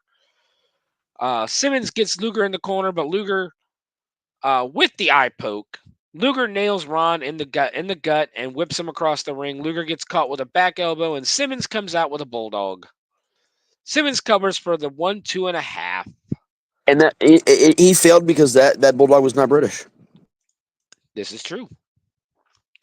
Luger slides under the ropes to the apron, and Harley pushes him back into the ring. Like, literally just pushes him back. You're like, no, fucker, get back in there. Like, that's your guy, dude. Luger with a headbutt to the gut and a few punches. Luger goes for a body slam, but Simmons with a roll-up for 2. Luger again retreats to the corner. JR tries to use some Major League Baseball references, saying it's the 9th inning and Steve Avery is pitching. And Tony just says, yeah, that was last night. You can almost hear JR say, fuck you to Tony as he says, well, John Smoltz then. And JR just randomly screams, football. Yes. Luger pulls Simmons to the ropes to the outside, or through the ropes to the outside. Simmons leapfrogs the ropes and rolls Luger up again for 2. Simmons clotheslines Luger and he's down again. Ron goes for another clothesline, but Luger sidesteps and Ron falls to the outside. Simmons tries to get back in the ring, but Luger stomps on him. Have we noticed that Luger can only really punch, axe handle, and kick? Yeah. And torture rack. Yes. Which we don't see in this match. Spoiler right, alert, at all. we don't see that in this match. It's bullshit. Yeah. Simmons, the one move that actually looks fucking cool that he does. The only move, yeah. Simmons rolls back in the ring, or rolls back in, and Luger is on him with some stomps. Luger drags Simmons' eyes across the ropes. And Dusty is asking Nick Patrick what the hell is wrong with him. Luger covers and gets a 2, and now Harley is giving Nick shit, saying he could have counted to 10. And probably, Nick Patrick is a very slow fucking count. Luger hits the power slam on Simmons for 1. Luger with some more offense, mostly punches and kicks. And Simmons is up with a whip across, but Luger catches Ron with the boot and a clothesline. Luger covers again for 2. JR says you won't get any cheap wins in a 2 out of 3 falls match. You ever noticed like the way Luger fights? It's like a kid that doesn't know how to play a fighting game, so just matches all the buttons and there's just feet and hands everywhere. That's how Luger fights. Yes. Luger with a vertical Mom, suplex. I'm winning. But he delays with the cover. JR mentions that Luger is winded and can't fully make that cover or hook the leg because we don't have fucking eyes.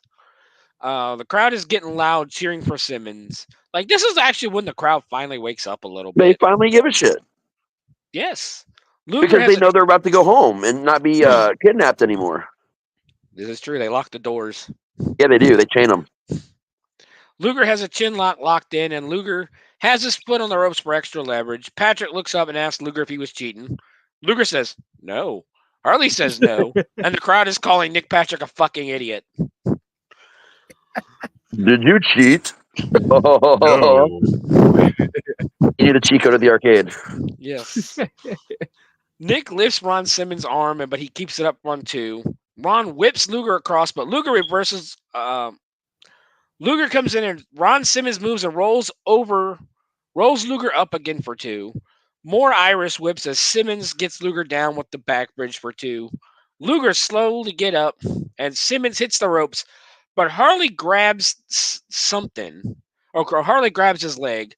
Dusty comes over, and now the 2 old men are on the outside fighting. But it's not about Dusty. The crowd is cheering Dusty on as he's nailing Harley with the bionic elbow. As this is happening, Luger hits the ropes and launches himself at Simmons. Harley grabs the top rope, and Luger goes over. Patrick rings the bell as he claims Ron Simmons threw Luger over the top, which in 1991 WCW was a disqualification. Yep. Let's ignore the fact that we've seen that same shit 3 times tonight. And no one called it. Racism. Just Luger saying. wins the second fall via disqualification at 15 minutes. So now we just had 10 minutes of all that bullshit. Damn. Just for a disqualification. We are now even at 1 fall apiece. Dusty trying to boost Simmons' confidence as Harley just tries to wipe the sweat off of Luger. And there were so many Irish whips in that match. I need a shot of Jameson. This is true. Actually, that would be really nice right now. I know.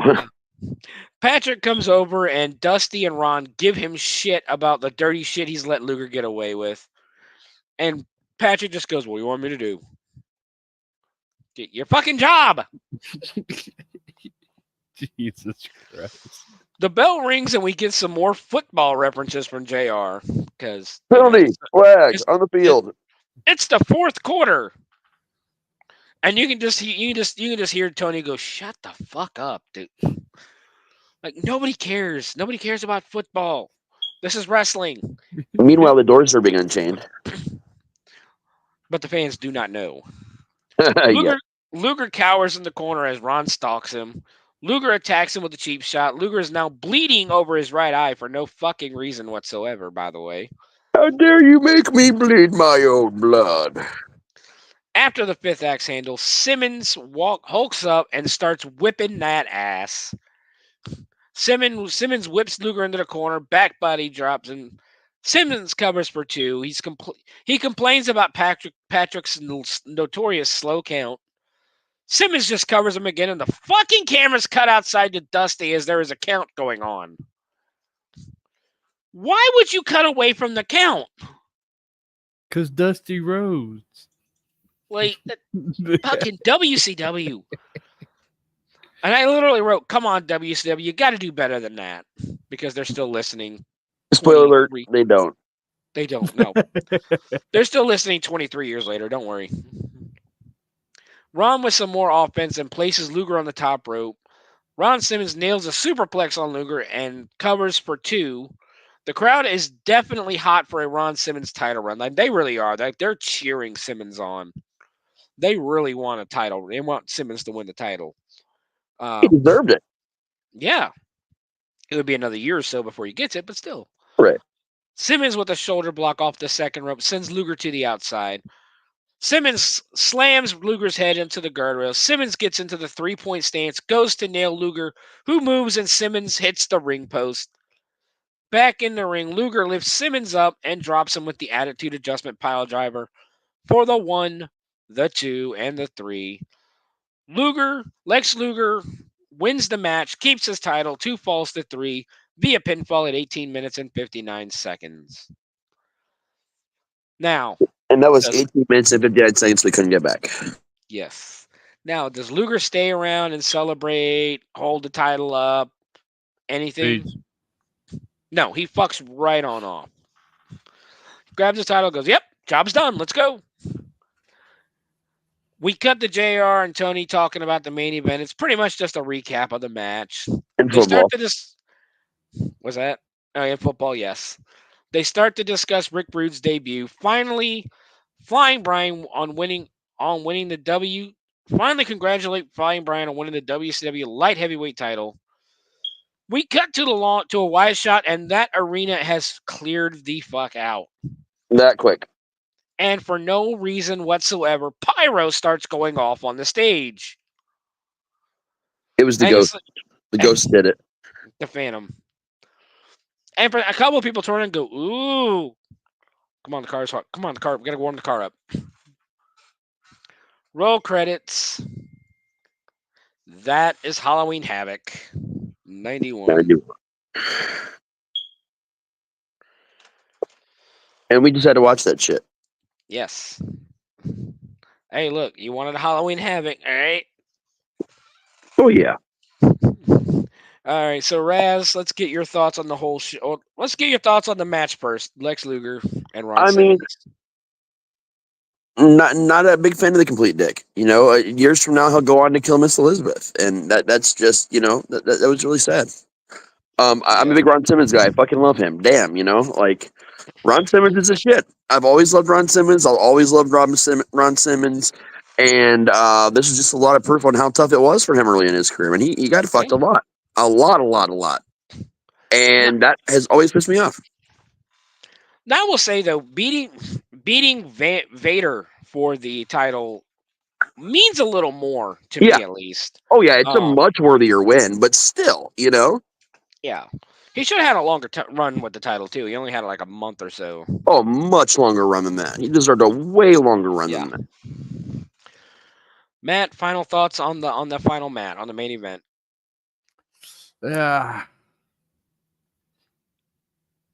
That stupid ass top rope bullshit was so terrible.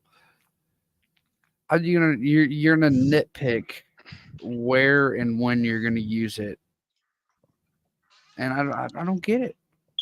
It's no different. No different than my dad is the promoter rule. Yeah. I mean, you get used to it if we're going to do these kind of shows because it happens a lot. Oh yeah, WCW is just terrible for making up random rules that no one knows about, enforcing a rule like 20 years ago and suddenly bringing them back for one night only. I mean, and not telling anyone about it. Like it's fucking ridiculous. Ron Simmons is great. I enjoyed the match kind of. I enjoyed Ron Simmons. Right. Yes. Ron Simmons was great. I mean, he was great in his day, Definitely, like Raz said, he got the short end of the stick, and he definitely should have won that match. A lot of it could have come down to the to the race issues.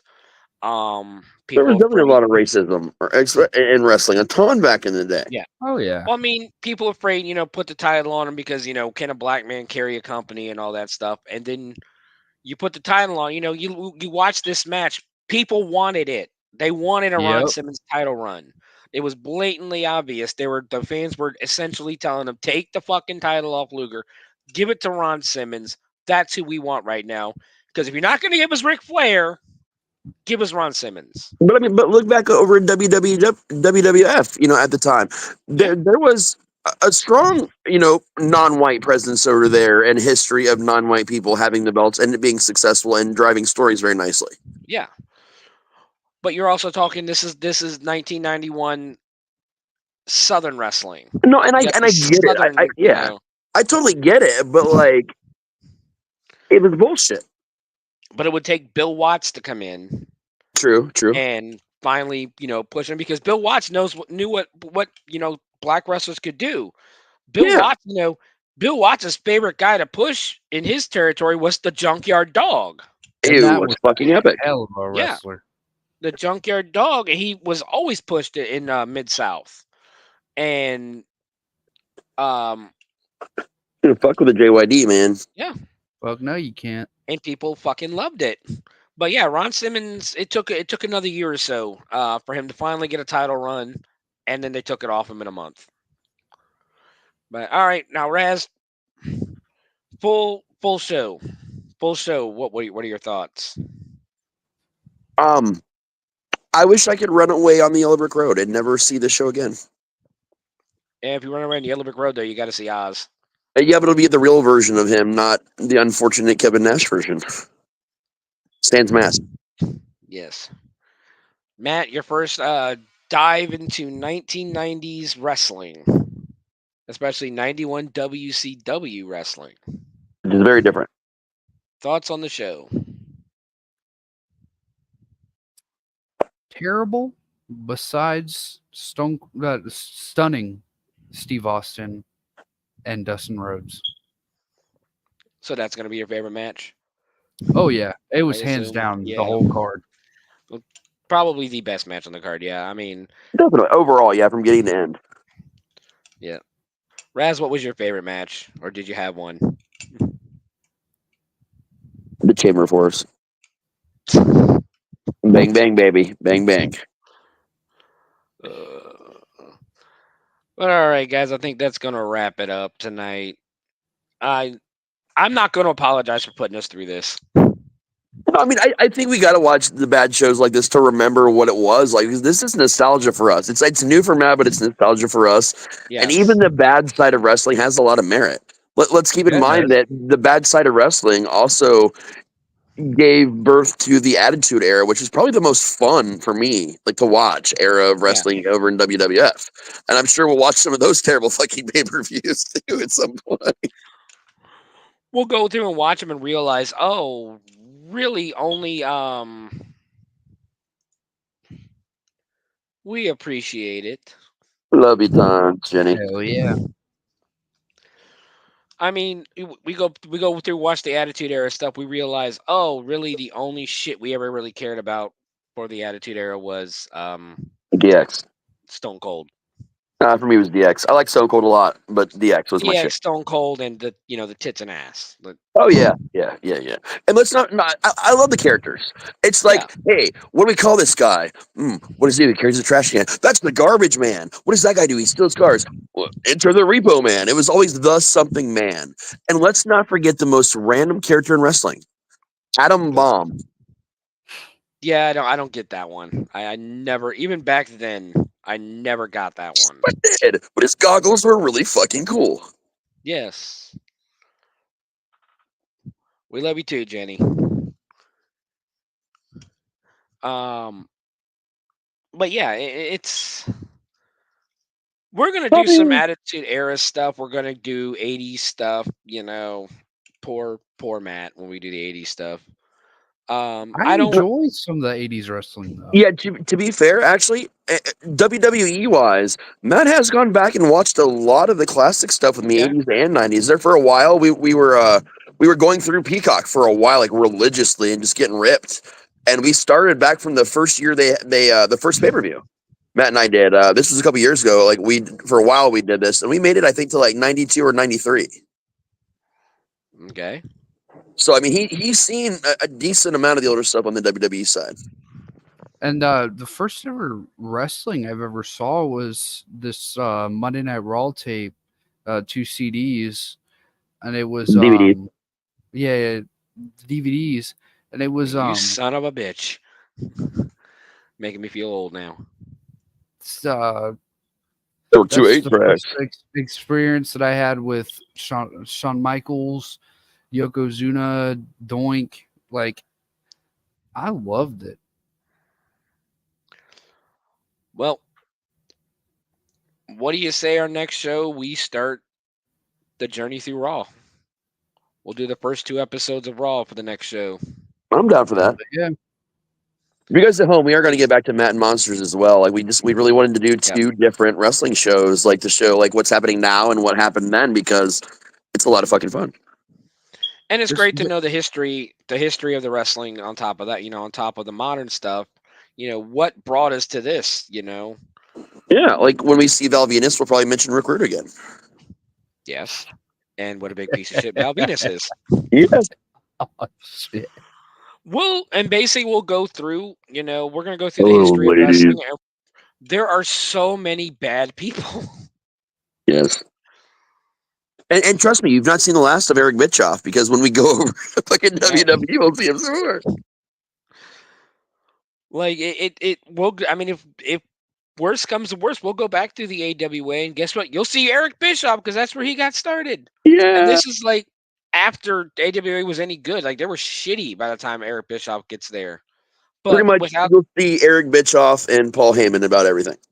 We'll go back to like early 80s. We'll see, and we'll watch old AWA shows, and you'll be like, wait a minute. That's like the entire rock and wrestling fucking roster. What do you... Yeah, and we'll go back to when Vince was still pretending to be a ring announcer, not the owner of the company. Yeah. I honestly, and again, this comes back to the 90s, where before we had internet to tell us shit like this, I never fucking knew that Vince McMahon owned the company. I didn't either then. I thought he was just the announcer. He just came out. Macho Man was on commentary. Yep. You mean when they rumored to have banged Stephanie McMahon? Yep. Oh shit. Dude, we'll talk about, we'll go through, we'll talk about the steroid trial. The storyline There's- he tried to force, where the incest storyline, yeah, we'll hit that Oh, up. Jesus Christ. Or the time that Kane got Lita pregnant. Oh, yeah. Forgot about that. And then Mike Knox kicked the baby into the crowd. Yep. But it wasn't his fault. It was not his fault. Total accident. and then Dustin complete Rhodes' accident. child molester character. Yep. Oh, Jesus. Or the what was it, the the street fight between Goldust and Roddy Piper that somehow included footage of the OJ chase and the Bronco. Yeah. That was fucking so epic. Lord. That was WrestleMania on top of that too. That's we'll watch the shitty matches. We'll go through. Hey, who knows? Maybe we'll bring up the ECW zombie. Oh yeah, and we'll talk about how Trump was actually an enormous part of wrestling back in the day. Oh, yeah. Yeah, I mean, 2 WrestleManias at Trump Plaza. Yep, which is the entire reason as a child I thought he was a dick. Hey, this is not a political comment. I'm not discussing politics. Him as a human being, This as is a kid, I wrestling. thought he was a dick. I mean, I get it. I get it.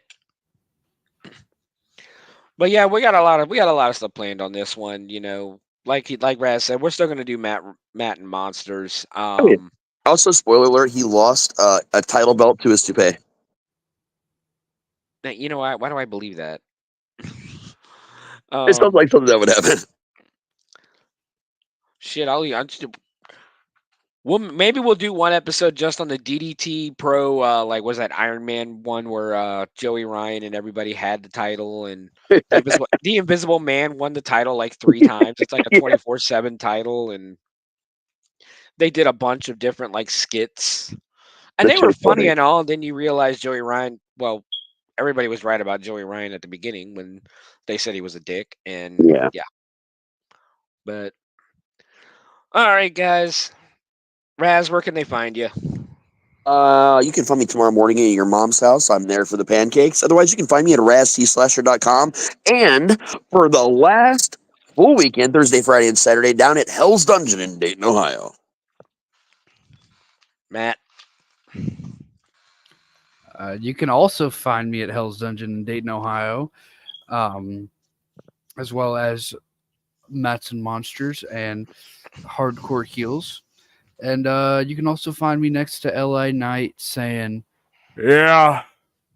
And of course, you can also find me at Hell's Dungeon this weekend. Thursday night, regular haunt tomorrow night, right? With Gel Blasters. Long story. It's in our group. Okay, I gotta look at that. I haven't seen that yet. Friday night, Chaos Night. You go through the haunt backwards. Saturday night, Blackout Night, Part 2. Yeah, but this one is the intended blackout night that still has the music and the props moving. Yes. But you can also find me at the Bloody Binge Movie Podcast on every platform, X, Facebook, everywhere. You can also join me every Friday at 4 p.m. Starting next week, we're going to hopefully get back to the regular schedule. Fridays at 4 p.m. with a different movie each week. Christmas season's coming up. I'm a huge fan of Christmas horror movies. So we'll be watching a few of those. But next Friday, we're doing an episode of Shivers, which is our paranormal episodes. And we are going to Kentucky to study the cryptids of Kentucky. Hopefully everything works out. Yes. So we can get that out on time. But other than that, guys, have a happy and safe Halloween. Do something spooky. Watch some horror movies. Go watch Halloween Havoc 91 so we're not the only ones who had to suffer through this shit. Yeah, don't forget to suck it. You know, hell, email us and email me and tell you what. Email me and tell me at bloodybinge at gmail.com. Tell me how much you fucking hate PN News. Fat fuck. And how big of a fat fuck he is. But guys, we'll see you later. Happy Halloween. Have a great weekend. Happy Halloween. Happy Halloween. Suck it, guys. And watch some really bad wrestling. Later, guys.